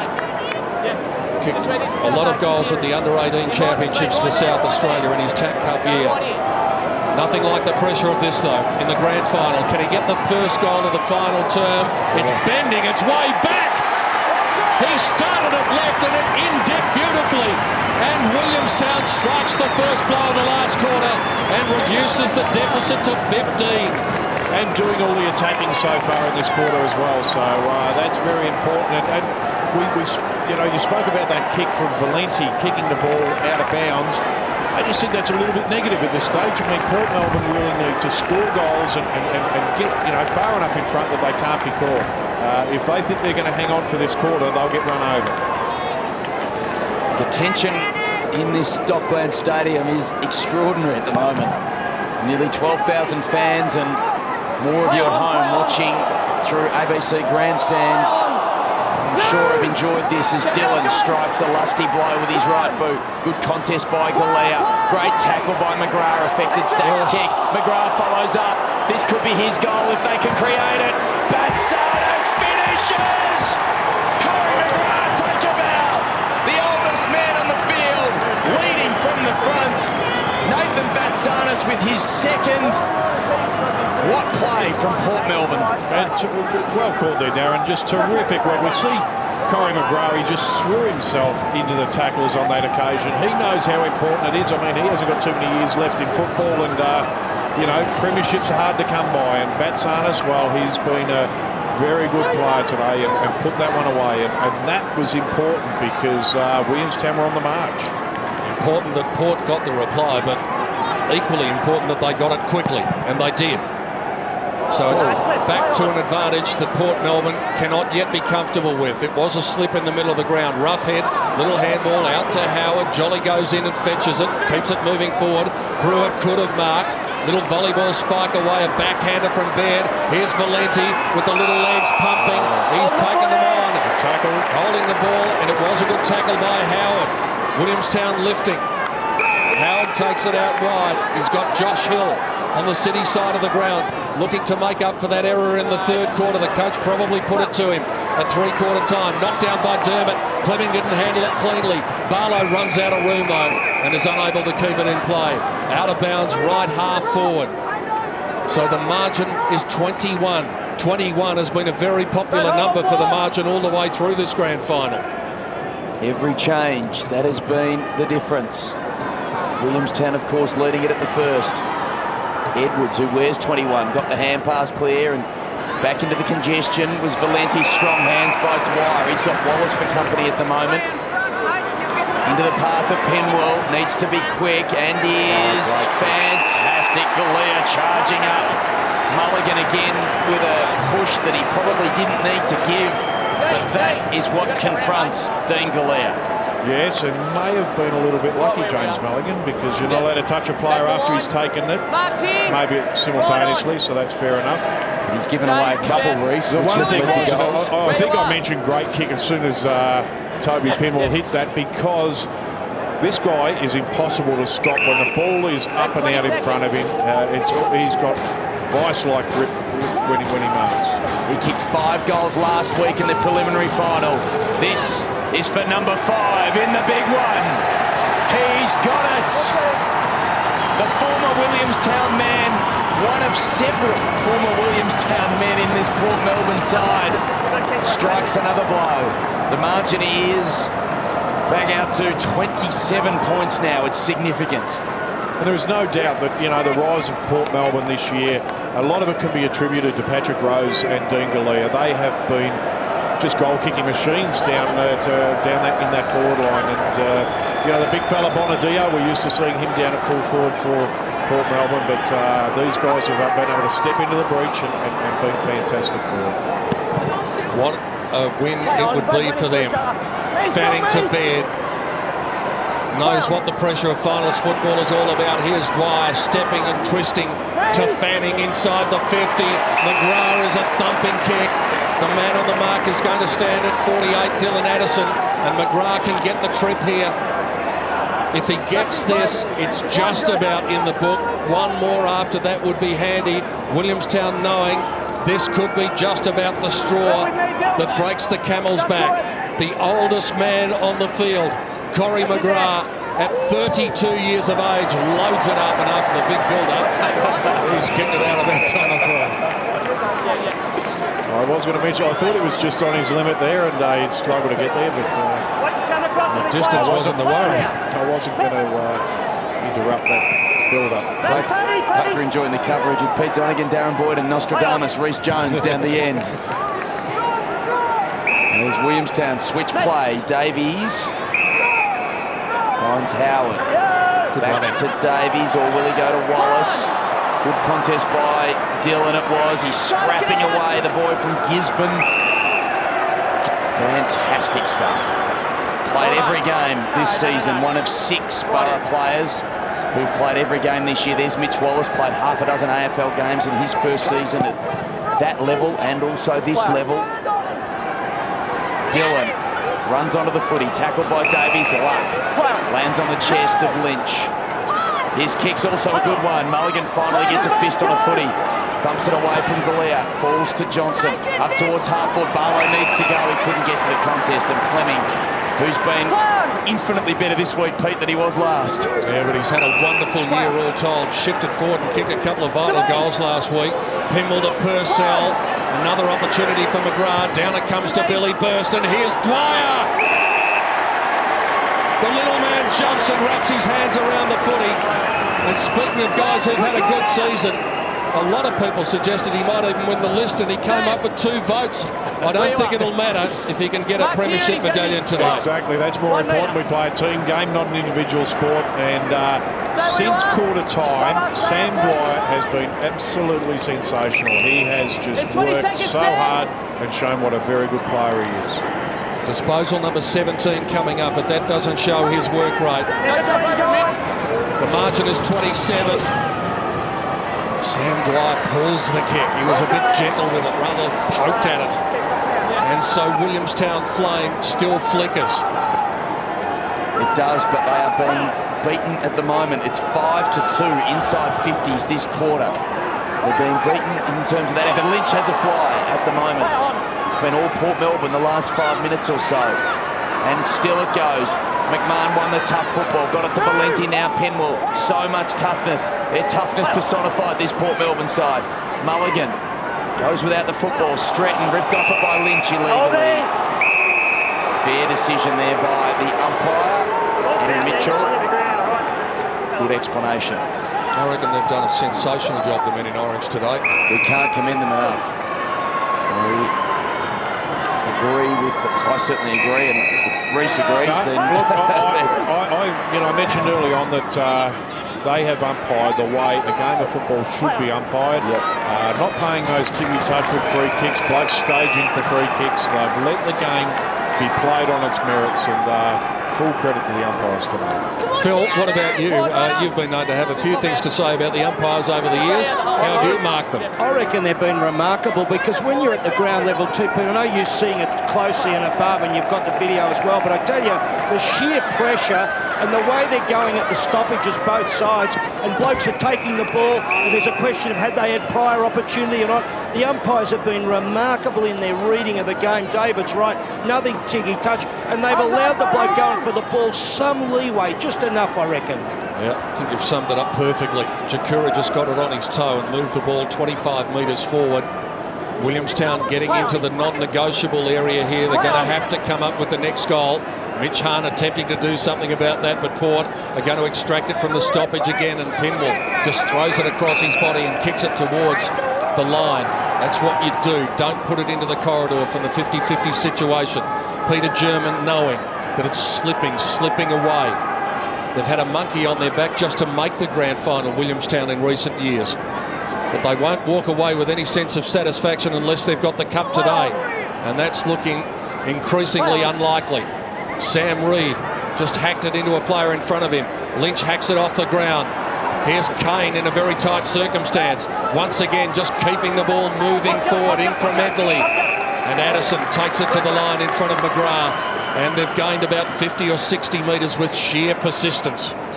Sorry, Reece. I was just going to say, a magnificent team effort. I'm just looking around the ground, and everyone has put their bit in. You know, when it's been their time to go, they've gone, and it's just been a terrific team effort by this great Port Melbourne team. Reece, that's exactly what I was about to say. I was thinking back to last week as Williamstown try and get something going forward. Hooper and Purcell tangle it over the line. Exactly what I was thinking was back to last week when they were under pressure, when the Bull Ants were on top in that game, there were far too many passengers and they relied on too much being done by too few. But today, it has been the opposite. They have all been involved. Every Port Melbourne player has played his role. Malcolm Lynch, as we said, was the one that got them started. He runs away from Howard. But unfortunately, Mulligan outpointed Galea. I say unfortunately, of course, for Port Melbourne supporters. And there are a lot of them. whether you genuinely barrack for them or whether you just want to see some history made. As McGrath pursues Stretton, whose kick's a good one. Barlow gives it to Stack, open forward line. He's got a man on, it's Reid. Reid needs to kick the goal, must take responsibility. Had 5 last week, and he can't add to that. That is not good enough from Sam Reid. And one of the first times we've seen, mark taken and handball given to a running player, and that's really what Williamstown need to do to win the game. They need runners. 5 goals in 15 minutes is also what they need. Pimmel's scrubby kick will find Hooper, who goes back with the flight of the football. Expected the contact to come, it didn't. There's not much movement in front of him. So he's got to chip it up and say, jump for it, boys. They do jump. Hahn got his hands around the footy. Panos, his kick was ill-directed. Skipper somehow managed to work it to Lynch, who's done some very important things today for Port Melbourne. That's not one of them. Kicked it straight down the throat of Stretton. Still Williamstown surging and trying to get this goal. Tut over the top. Found by Howard. He's inside the 50. He toyed with the idea of using his pace, and now he's going to have to go back and do what Sam Reid couldn't a moment ago. Yeah, last roll of the dice here. Really needs to kick this goal to have any hope whatsoever. Jason Tutt burst onto the AFL scene, kicking 3 goals with his first 3 kicks in his debut against Port Adelaide. A grand final goal is called for here. Otherwise, Williamstown's hopes might just about be done. It's tight, but it's hooking. And the Port defence are able to get it over for a minor score, and that is not going to do it for the Seagulls. And I just thought of another 21, Darren, that'll be significant. Port Melbourne's 21st victory, undefeated in a row, if they get through this. Could be remarkable symmetry as Mitch Hahn leading the way down there. Hill picks it up, should have given the hand pass, Josh Hill. Really should have. It might come off. It's thumped through. He had a teammate, I think it was it Hooper or Panos, Reese, who was standing just waiting for the ball. Oh, well, I couldn't see it. I was watching the play, but he should have given it off. He wasn't in the best position himself. Dalton takes it out wide. Has attracted the interest of a few. Jared Dalton with his heroics at fullback this year. Sandilands has also had a very good year, 9 times named in the best throughout season 2011. Mulligan got the front spot, but Galea just manoeuvred him. He's 11 centimetres short of Dean Galea, but he's played taller than that all throughout the year. Now he comes backwards to Brewer. A bit too early to be icing the clock just yet. Kane works his way front and square. McGrath nearly took the mark. It came off hands, and over it goes. About 12 minutes remaining, you would think, because we've only had 3 goals in this last quarter. Port edging towards history. After 3 flags in a row, 80, 81, 82. Skipper takes it out of the ruck, not for the first time, but it's a touch ball. McGrath knows that. He'll take the tackle and he'll just lock it up there. He would have heard the call, and that's all he had to do, just lock it in. Andrew Mitchell. Umpires just talking amongst themselves out there. A lot of urgency amongst them. It's a big stage for everyone. Port Melbourne fans are happy at the moment. What can Williamstown create? Tutt. Well done by Lynch. Paddles it over the line. Tough job to be voting for the Norm Goss medal today. I think there's a panel of experts, including our own, involved in that. But I'm not giving any votes, I can tell you. It's against Roughhead. Well, again, Pete, I like the way you refer to it as the Ruckman Tango, but you never know. That's a brilliant mark from Kane. Talk about Chris Kane, who's been fantastic today. I'll get his numbers. 16 possessions, 6 marks. That's it. But he had a height advantage there. He doesn't have a height advantage over too many. It's standing at only 181 centimetres, but over David Stretton, he's got around about 10 centimetres. And if this goes through, then the celebrations might just about begin. He's got 2 today. He's played every game. He was part of the losing side in 2008. He was named in the Team of the Year. He is one of their best. And he might have just delivered the knockout blow. 32 points is Port Melbourne's lead with around about 10 minutes to go. That's surely got to be it now, Reece. That's it. Look, that is it. Been just a magnificent effort from from what we saw in the first quarter. Williamstown were just all over Port Melbourne, and you're wondering where the spark was going to come from. Well, the spark didn't come from one player. It came from 20. What have they got in there? 23 these days. They all have applied themselves and never given up, shown a lot of faith in each other. Just a magnificent team effort. It's been practically a 10-goal turnaround from that point. We'll get down to Phil Cleary in a moment. Brewer to Galea. Some icing on the cake for the big boy. What a year he's had. And Dean Galea and the boys from the borough are set to celebrate Phil Cleary. This is going to be an emotional victory for this famous football club. Phil, down to you on the boundary line. Well, look, Peter, I was going to say a couple of minutes earlier, when you said about 12 minutes to go, as a coach, you'd look at it and you go, these 3 minutes will determine the premiership. Something goes right for us in those 3 minutes, it's game over. Now, I wouldn't go to Gary Ayres and say it's game over. I wouldn't be that brave, Peter. But you can see those 3 minutes, the game's starting to swing now, and the momentum with them, isn't it remarkable? Tell you, when Matthew Panos kicked the goal at the 4-minute mark, it was 15 points, the margin, and there were nerves for everybody in the stadium, and certainly for Port Melbourne fans. But this team, their belief and their strength is undeniable. They've kicked 4 goals since that moment. The margin is at 38. It's the biggest lead of the day. Panos has been good. He's kicked 4. Bumps it very long. Big fly at the back from Hahn. Couldn't reel it in. Tuck roves at Baird. Applies the tackle. Brewer. How big were his moments in the third quarter? 2 within a minute. 2 smothers. Saved certain goals. He clears it out to Dwyer. Now McGrath can run up to 60 metres out. Kane off his short. Goes over his head for Rose. Half volley, can't pick it up. Good second effort from Rose. Rampy is there. And he's peeling for the free kick. Rose will win it. It's against Rampy. Listen to the crowd. Yeah, go on, mate. Yeah, and things start going wrong. They go wrong all the way. And Straight back. you watch, once you dive onto the top of the ball, you must get it out. At least make an attempt. He's made no attempt whatsoever to get the ball out there. Correct decision. So Rose, who's kicked 78 goals now this year. His mate Galea was closing on him for a little while. He's probably come up a few short. Galea has 71. Rose has 78. This is for number 5. From 52 metres, he goes bang! They can start to celebrate. This is one of the great teams and one of the great performances in football history. AFL, VFA, VFL, anywhere, Reece. It is, to go through undefeated, but to do it the way they've done it as well. They were on the back foot at quarter time. And, we mentioned it.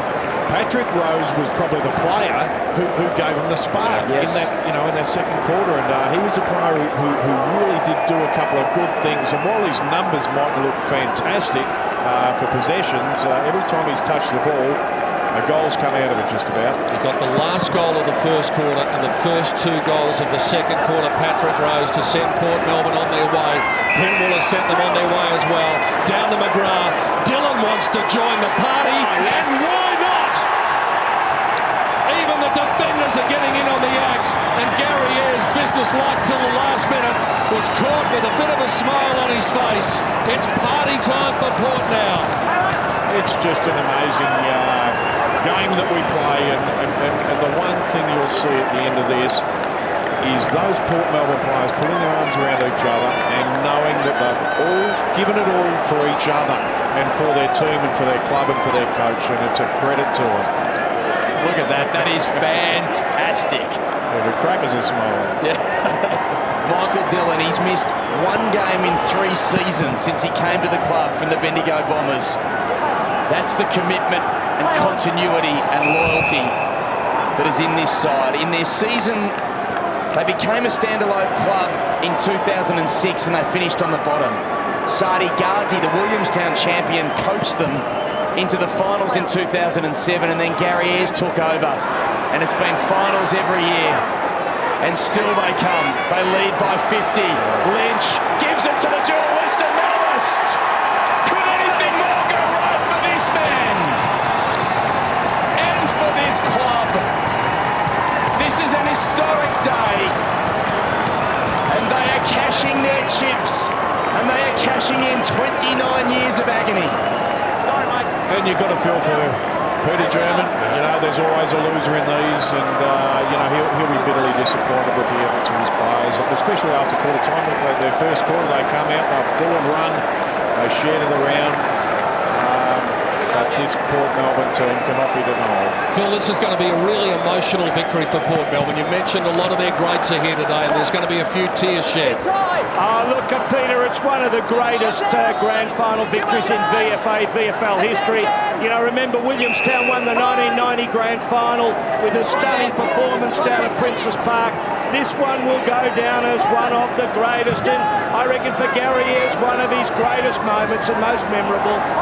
And it might be a consolation for Mitch Hahn here. No, he's taken down. They fight it out till the end. Stephen Brewer comes up with the tackle. And I wonder, that 1990 grand final Phil was talking about, Billy Swan, who was a Port Melbourne hero, won back-to-back Liston trophies for Port Melbourne and then became the Williamstown hero. He said he was a little bit torn throughout the week, but he wanted Port to win. And he's got his wish. It might be a big week for the Swan family. Corey McGrath waving his arms like a windmill to get Stephen Brewer's attention. And the old man on the ground is going to celebrate like he was 21. He's been terrific, Corey McGrath.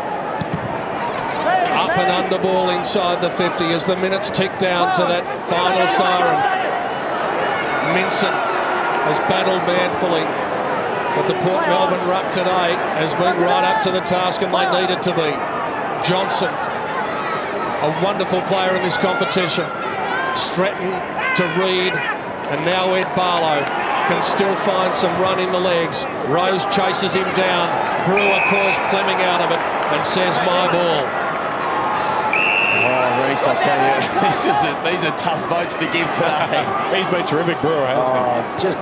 I've said it again, but those efforts in the third quarter, he saved two certain goals at a time when they only led by 23 points. And the crowd gives a huge cheer for Jake Edwards. They'll cheer every possession. 27 minutes have gone. They've had 7 goals to Borough in this quarter. So we'll definitely get to around 30 minutes. You feel we will. Valenti offers for Dalton in the pocket. Here's Skipper, former Bulldogs listed player, of course, who spent a few years playing for Williamstown whilst he was at the Bulldogs, and now full-time Port Melbourne man. Fleming with the footy, Hahn contesting. Goes up towards Dwyer, continuing to run. He's ahead of Jolly. And it's over the line. Well, they decorated the Port Melbourne Town Hall in red and blue streamers throughout the week, and Bay Street is about to erupt. I'd love to have a pub down there tonight, wouldn't we? Plenty to choose from. Yeah, I think there'll be some party time in Port, and well, there might be. Minson swipes it away from the danger area. McGrath still there, laying tackles till the end. Valenti looping handball to Dillon, who's had a wonderful year. Looks to McMahon, more than 200 games to his credit. Galea with those strong hands that are going to take Port to victory. The smile etched all over the face of Gary Ayres. His great mate Phil Cleary is going to talk to him very shortly. It's going to be a moment that he will be very proud of. Crackers Keenan in tears. These are men who have been in football a long time. You can see what it means to them to achieve something like this. To bring delight to the long-suffering supporters. Dean Galea can't cap it off. But it doesn't matter. Get him off. Now I can acknowledge it now, down on the bench. Not often you see Gary Ayres doing that, but he's shaking hands with everyone down there, and they're going to accept the cup very soon. Dalton with the footy at the back of the pack. Johnson bursts through. McGrath gives it to Fleming. So many heroes, not just today, but all through the season. They've used 41 players in their senior side this year, Port Melbourne, almost their entire list. They've had 15 of them play 16 or more games. That's how close they are. What a unit.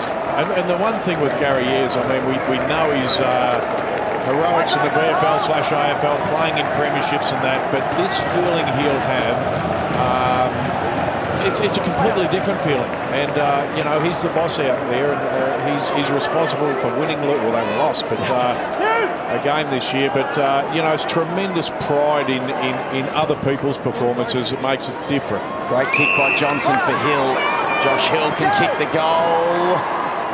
He misses, but just on Gary Ayres. 5 AFL premierships. He took Geelong to a grand final as coach. He took Port Melbourne to a grand final as coach in 2008, but never has he coached a flag.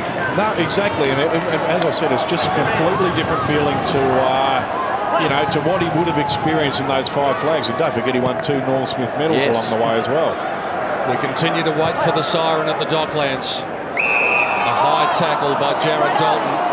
Brett Goods is not going to emerge with a 3rd premiership medal after 2 with North Ballarat and then a year out of the game. There it is.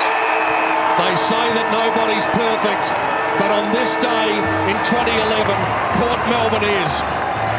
They complete the perfect season, undefeated all the way to glory. It has been one of the most remarkable achievements in the game, and Gary Ayres has done something he hasn't done before. Phil Cleary, take it away. Well, Gary, you and I now share something. We've both coached VFA, VFL premierships. Gee whiz, it doesn't get much better, does it? No, not at all, mate. Sweetest victory of all. To be obviously go through the year undefeated, to be premiers and champions. And just an amazing group, mate. Yes. I love them like a father loves his sons, and they've just been outstanding. They climbed Everest this year. They said it could never be done. And as you and I know, mate, the starting line in the song is it's a grand old premiership flag, mate. And look, Gary, 5 grand finals, with premierships with Hawthorn, 2 Norm Smith, you did a grand final. What about today? Where does it sit in the whole scheme of your life? Well, it probably ranks right up there, mate. And all I ever wanted to do as a coach was coach the best side. So I can go home now, later on, and say we've been able to do that. But the players should be applauded from absolutely the whole country, mate. Their stoppage work, the hard ball gets after the 2nd quarter and onwards, Gary. As a coach myself, that was astounding. I got goosebumps watching it. Oh, it was, mate. And when you ask players to go to battle, you know you'd want to go with this group, mate. So outstanding, mate. All the best to you, Gary. Good on you, pal. Presentation will be coming up soon, but look at the elation and the emotion to see someone like Crackers Keenan, who's been in football for a long time, tears in the eyes, and there are going to be a lot of tears shed amongst the great Port Melbourne players of probably the past 3 decades, David Rhys-Jones. 1982, it seems almost impossible to think that was the last time this famous club won a flag, but it's taken them 29 years to achieve greatness, one of the greatest achievements in the game's history. Yeah, and the way they went about it too, you know, I mean, undefeated throughout the course of the year. Look, everyone says, you know, your next win and you're getting closer to the next defeat, but they haven't been defeated all year, and it's just been a magnificent effort by a terrifically, you know, talented team, but well coached as well. They say they judge players by how they perform in finals. Toby Pinwell has performed magnificently. He's with Phil Cleary. Toby, we're on, so your own performance, let me just say, Herculean, the way you went for the stoppage ball there, remarkable for you, remarkable team. Oh, just to be a part of it, Phil. Halfway through the year, I copped an injury and I was told originally I wouldn't play again for the year, so just to be a part of it, it's amazing. They said it couldn't be done as a standalone club, Phil. You've done it, undefeated. I was saying your stoppage work, the hard ball gets, you just were relentless. We knew that's where we had to win the game. They got on top of us early and, you know, nearly kicked away with it, so we just had to keep fighting and we eventually got on top, and in the end we won the game. And you coach Gary Ayres, I mean, AFL clubs, you'd surely want to talk to him, wouldn't you? I'd put him in any job you get. For Prime Minister, I think, Phil. All the best to you, Toby. See... I reckon he could just about do it the way he's going at the moment, Ayresy. Have a listen to this.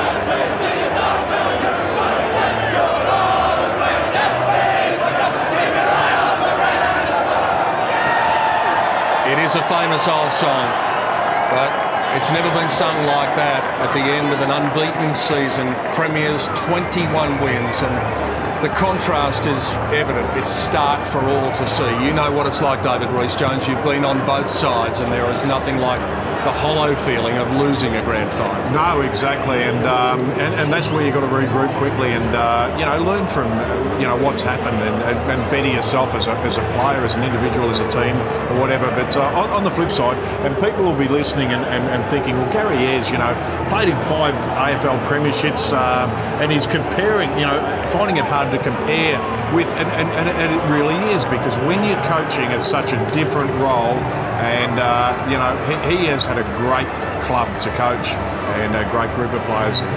Phil Cleary is with a man who's had a reasonable year. About 10 days ago or so, he was awarded his second Liston trophy. He's now got the premiership medal to add to it. Shane Valenti is with Phil. Shane, we all talked. My view was you had to win the stoppages to win the game. You had to tie the game up. You were part of it. How good was it in the hothouse? Yeah, mate, it was absolutely hot in there. We didn't start off great, but we know our first quarters aren't great, but we locked down from there on. The stoppages were real key. Look, a lot of people who mightn't play sport try to grasp it. You're down early, you're struggling, you're emotionally challenged. How did you get over it? A nice little spray quarter time got us right up there. And you were always in the game, mate. It's only a couple of goals. It's a fast track. You can score easy. So we came out and did the thing we were supposed to do. And history, Gary has said, you've made history. You've made a name for yourself. You couldn't make it any other way. What does it mean to you? Mate, it means everything. I was lucky enough to play in one a couple of years ago with Sandy as a young fella, but this means a lot. Like the club, it's fantastic. It's a real team mentality, and we've got it done for the boys. So. And your old man will be happy. He's always there watching. Mate, he's over the moon. He'll be out tonight, I'm sure. Well done, Shane. Bill, cheers, mate. Of course, there will be talk about Shane Valenti being drafted again. He played 15 games with Melbourne, and a lot of people saw him unlucky not to continue with his chance at the top level. But that's the last thing he's thinking of at the moment, just to share with your mates. And as you touched on in the last quarter, that is a bond that can never be broken, what they've achieved. No, that's it. And premiership reunions every 10 years from now on. And that's great, I mean, because, people forget how much work goes into winning a premiership. And it starts, the start of pre-season training right through, in the slog on wet, cold nights, and you just have to put the effort in, believe in yourself, and obviously, these guys really believed in themselves. To go through a season undefeated is just Herculean, and a great effort by a great team. And what about the skipper? He lifted in the preliminary final, he lifted in the grand final. John Baird is with Phil. Baird, captain of a side, undefeated, standing alone, winning the premiership, haven't won one since 1982, and your mob, not my mob, in the preliminary. How does it feel? Mate, people said we couldn't do it as a standalone club, but it's a testament to the guys, the club itself, the coach, the coaches and the players. Unbelievable group of people. We're just saying, Peter Donning was saying your work in the prelim and the midfield was astounding. Your handball, you're so smart. Here you are today on this fast track. You're past 30. How did you feel? Yeah, all good, mate, all good. It's just an honour to be out here with this bunch of blokes. And you'd done an Achilles previously too. Yeah, a couple of years ago, mate, but we don't talk about that anymore. No. Anyway, Johnny, so one of the greatest moments in your football life? Yeah, the best for sure. Without a doubt, stand alone, 56 points, unbelievable effort. Well done, Johnny. Thanks, Phil. He might be 31 years of age, but he probably feels like a teenager at the moment, as they all do. And it's time for the winners to share the spoils. For the presentation after the 2011 VFL Grand Final, an historic moment in this competition, our Master of Ceremonies is Darren Boyd. Ladies and gentlemen, welcome to the presentation ceremony for the 2011 VFL Premiership Cup and the Premiership season. And what a game! The Williamstown Football Club and the victors, the Port Melbourne Football Club.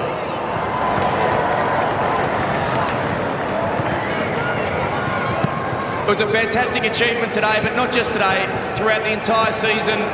Perfection from Port Melbourne, but they had a worthy opponent today in the Williamstown Football Club. And I'd like to welcome their captain, Brett Johnson, to the microphone.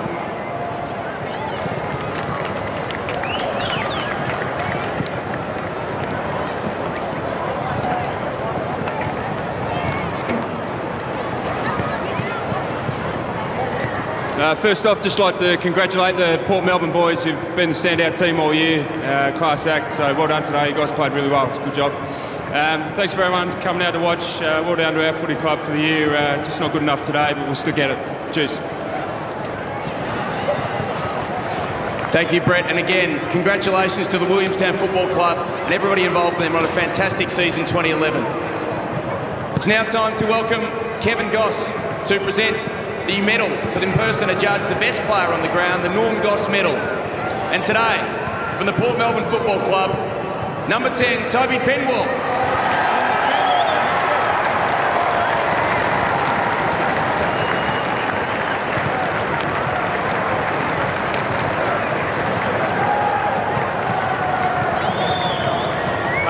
Firstly, I'd just like to thank Willie for the game. We're probably a couple of goals away from getting us there early.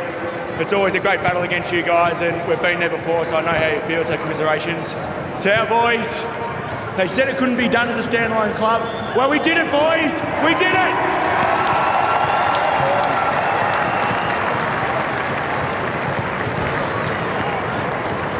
Congratulations, Toby. Now it's time to present the medals to, of course, the victorious Port Melbourne Football Club and all their players, starting with number 2, Shane Valenti.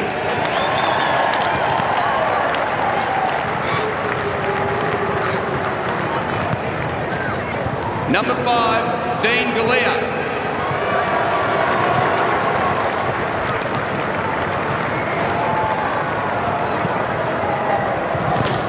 Number 7, Corey McGrath.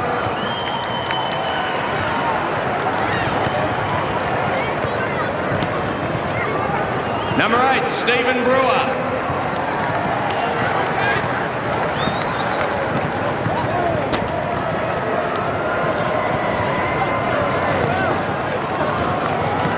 Number 9, Patrick Rose.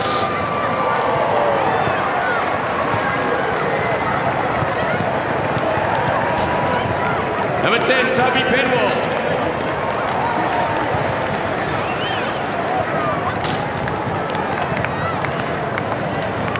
Number 12, Tristan Francis.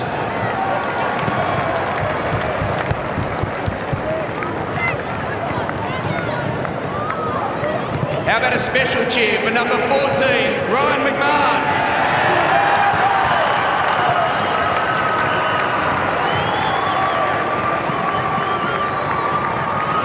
One of the legends of this club. Number 16, Malcolm Lynch.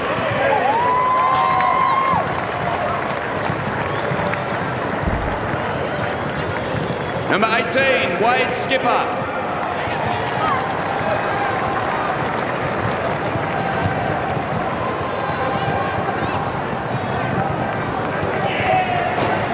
Number 20, Sam Dwyer.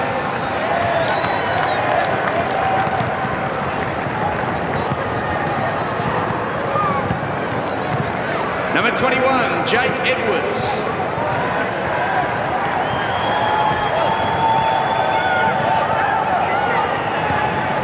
Number 23 is Hugh Sanderlands.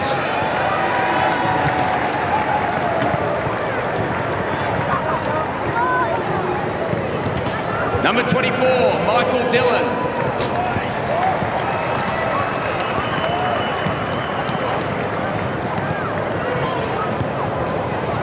Number 26, Nathan Batsanis.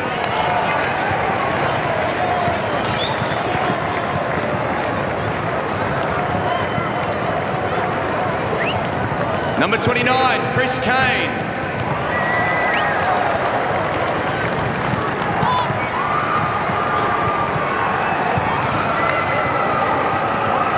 Number 30, David Fanning.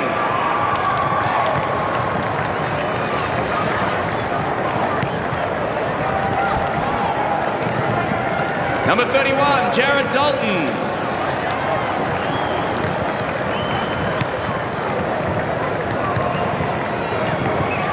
Emulating his father, number 33, Jake Dermott.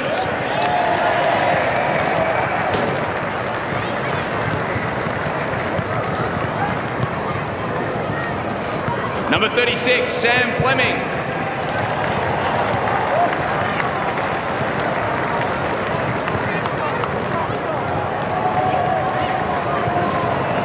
The man who probably saved the best goal for the biggest stage of the entire season, 39, Billy Burston.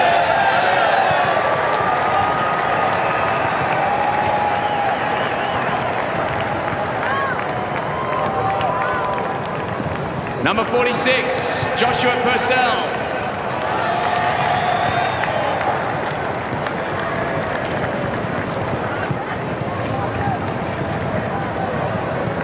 Now for the captain. He's been here before. Number 15, John Bear.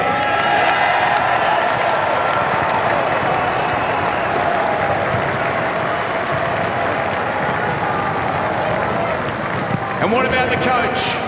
Gary Ayres.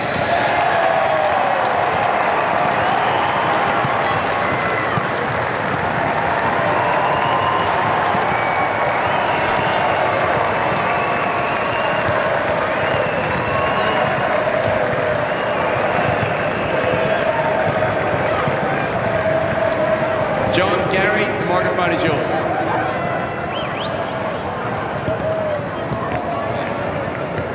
First of all, commiserations to Williamstown. Great opponents, great rivals. Bad luck, fellas. To our guys, unbelievable. Amazing group, coaches, staff, players, unbelievable. Thanks to all our fans who came out today. We did it for you, we did it for Port Melbourne. Thanks very much.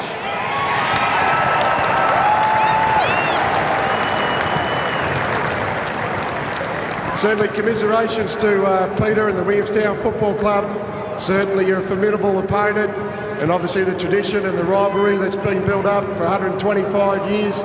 Certainly to be congratulated. You're a very professionally run club, so good luck for the rest of the year, mate, too, and also too for next year. To my boys, there's a lot of people out there that said a standalone model couldn't win a premiership, but not only to go through, be undefeated, be the premiers and champions, it just says how much courage, how much character, how much commitment, how much sacrifice this particular football group has got. And they should be applauded and congratulated, because the odds were stacked against them for probably the last 6 weeks, but they kept on fighting a bit, and they are thoroughly deserved champions in 2011. So well done, boys.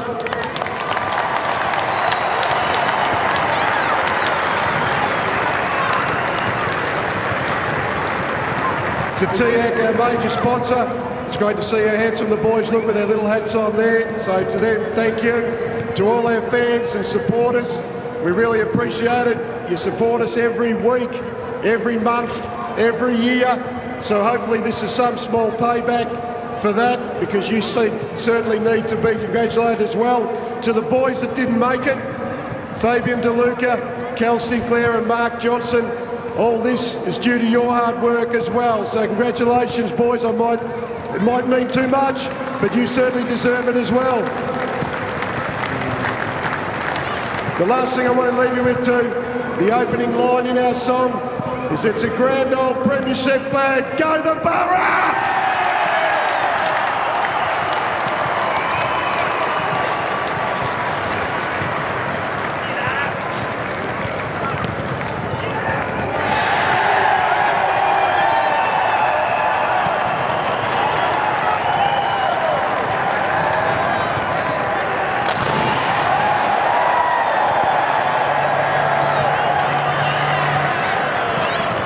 Simply raw jubilation from the Port Melbourne Football Club and their coach Gary Ayres, who's achieved a lot in his football career. This is not going to be the last time we hear this song. Let's have a listen.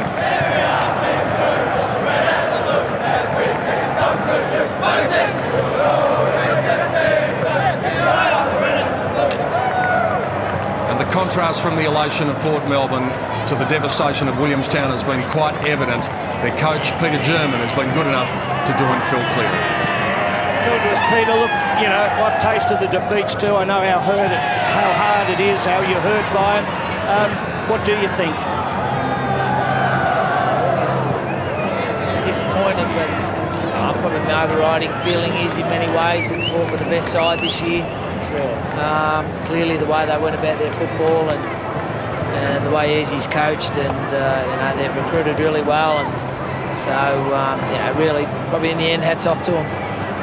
There were times in that game where you played the right way, you were going to knock them over. They were in a bit of strife, 1 or 2 more goals, and they were in a bit of strife. They got away at the end, but it was still tight even early in the last quarter, I thought. Yeah, look, we still felt that at three-quarter time, we were still in it. But I think when you start rolling the dice, when you get those 4 goals behind and you've got to start rolling the dice, that you really leave yourself vulnerable and open, and I think that's where it allowed them to get those goals late. So we had to sort of go one way or the other, either go ultra-defensive or you try and take risks and try and win the game, but it just didn't work. Pete, there's always going to be a winner and a loser, and it's hard to be the loser, but you acknowledge your opponent as you already have. They did play hard football in the stoppages, didn't they? And that sort of was a key factor for them. Yeah, look, we got them early. We actually did that early, and I think that helped us on the scoreboard. But second and third quarters, they were just able to be that little bit tougher, a little bit harder, a little bit cleaner around the stoppages, and that really allowed their outside runners to be able to get it forward. So look, we didn't bring our real game today. They stopped us from probably really trying to use the ball, which is our main weapon. But that's obviously good coaching, and they carried out their structures well. Wish you all the best, Peter. Thanks for being so honourable and decent in this moment. I know it's tough, but all the best to you. You've had a big year. Otherwise, could have gone the other way. All the best. Thanks, Phil. Thank you. A devastated Peter German, and staying out there with his players, and you often talk about this feeling as being one you'd like to forget, Reece, but it's actually a feeling that coaches ask players to remember because it just burns in their gut until the next time they're able to do something about it. That's it. You've got to learn from your defeats, and there's no worse defeat than the last game of the year. But you really need to learn from it, and it needs to drive you over pre-season to become a better player, and as a result, become a better team from it. We talked about Gary Ayres, we talked about his achievements. This will rank up alongside many of his achievements in football, and you can actually hear that in his voice. Remarkable to think it was a 56-point victory in the end. As Peter German said when he was talking with Phil Clear, it was 15 points the difference at the 3-minute mark of the last quarter, and then the floodgates open, and when the realisation sinks in that you can't win the game, then it becomes party time for one team, and just a time where the other team is waiting for the final siren to go to put them out of their misery. Yeah, look, I wrote at three-quarter time, I wrote down, Williamstown need to take risks to win the game. They need to run and handball, and they were just beaten on the day by a better team. And you look at Galea there, he was fantastic. Rose was a spark in the late in the first quarter and early in the second quarter that got him going and got some scoreboard pressure back onto Williamstown.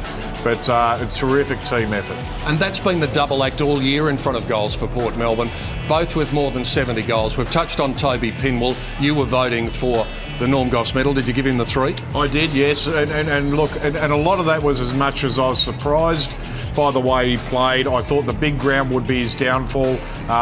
He's just a terrific competitor, and I take my hat off to Toby Pinwell. Christian Howard started off really well. Matty Panos showed some signs that he's got some good footy ahead of him. Brett Goods will no doubt be a disappointed man. 21 disposals though, and as usual, he tried hard. Yeah, look, I thought he was terrific. He was in there, the full 4 quarters. He tried his heart out, but, it was an amazing from quarter time onwards when Williamstown just really dominated. And we see this is, I think this is the one that spills out to Patrick Rose, and to get their first goal, and they didn't look like getting a goal up until this stage. And there's a little bit of spark and a little bit of hope. But one thing about Port Melbourne, these players have got great belief in each other, and we've seen that time and time again over the course of the year. Matty Cravino coming up with a goal there. He's had a pretty good year from a personal point of view, a second best and fairest in the reserves competition, but the spirit of Port was simply unstoppable. You have to give credit though to Williamstown, even in that third quarter where it looked as though Port was going to get the goal to nail them. They could never get it. Williamstown just kept on keeping the flame flickering. Yeah, they really did, and the game wasn't played the way they wanted to either. We see a great goal kicked here by Billy Burston. Oh, what about this? This is sensational from the pocket. He was paddling a little bit then too. He wasn't running real quick, but look, it's just a magnificent effort. Corey McGrath, I just want to mention Corey McGrath, the oldest player out there, and he had an impact on the game, and so did every single one of the Port Melbourne players, and that means you are a great team. It was so much about the little 1% efforts as well. Stephen Brewer, we talked about those heroics where he saved a couple of goals, a couple of the things that Ryan McMahon was able to do. Not the headline players. When you get the contribution from your bottom six and your middle six, that's when you're a great team. Yeah, look, and they just had contributors right over the ground. And we see, the handballs there really shows the difference in the two teams and who was prepared to run and who wasn't. A lot of those handballs are in nice and tight for Port Melbourne. They're very slick with their hands. Williamstown needed a lot more handballs than 67 to get their run game happening and to be able to win the game. And with 67 handballs, you wouldn't expect to win the game. Well done to David Fanning and Wade Skipper in the ruck today. They did the job for Port Melbourne against a quality opponent in Will Minson. The scores after quarter time, by the way, 20 goals 12 to 8 goals 7 after quarter time. It's amazing. 20 goals after quarter time. We're sitting at quarter time thinking, where's the spark going to come from? I think we mentioned it at one stage. Who's the person who's going to stand up? Well, it wasn't one person, it was the 18 players who were out on the ground who knew and had enough belief in each other to go from there. And we talked about the contribution the likes of Stephen Brewer made, and he's downstairs now with Darren Buller.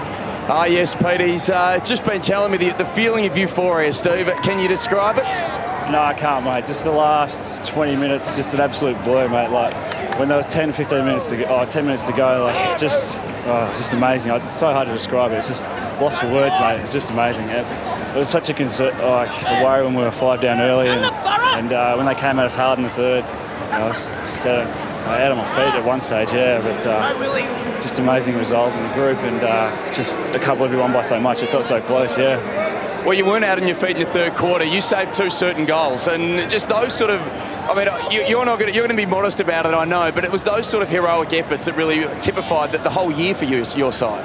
Yeah, it's just, you just try and do your best out there. Just got to be, it's grand final. You just got to do what you can, and I just had to do it. Really, I wasn't getting much in the footy in the third, so I had to do something. Yeah. Congratulations, Steve. Go and celebrate with your teammates. Phil Cleary's got Wade Skipper with him. Well done. Good on you. Congratulations.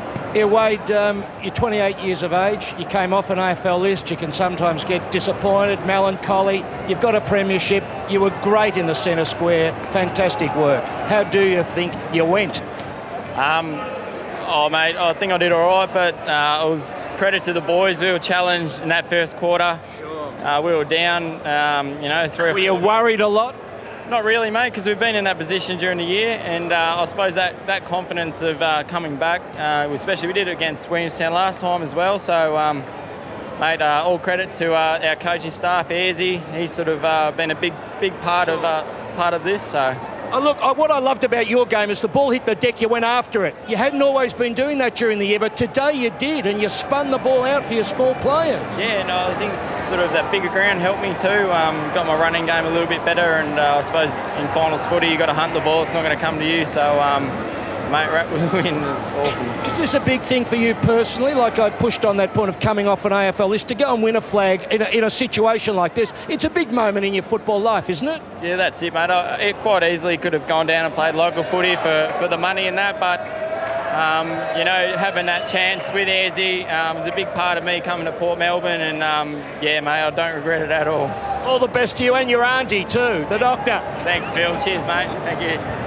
Well done to Wade Skipper and everyone at Port Melbourne. A day to celebrate, a year to celebrate for the football club. We've seen some terrific football, David Rees-Jones, in 2011 in the VFL, and the good news is that we've received in the last week or so that negotiations are going to continue so that we can continue to show you state football throughout 2012 and beyond. And that's fantastic news because, we see a lot of quality players coming through this competition. It's the best competition outside the AFL, and, let it continue. The people love it. It's amazing to think that a Carlton and Collingwood supporter have got on so well throughout the year. Thanks, mate. Been fantastic. No, great job, as usual, Pete. It has been a magnificent year in the VFL, capped off by a remarkable performance by Port Melbourne. We've got a big team behind the scenes, led by our executive producer and Kirsty Bradmore, our producer Chris Thompson, statistician Paul Field, Ross Booth, who is part of the commentary team, everyone who's been part of the team, Lila and Rowdy in the truck. They've all done a fantastic job. I hope you've enjoyed watching it throughout the season. It's farewell from Grandstand 2011. Port Melbourne are the champions. We'll see you next year.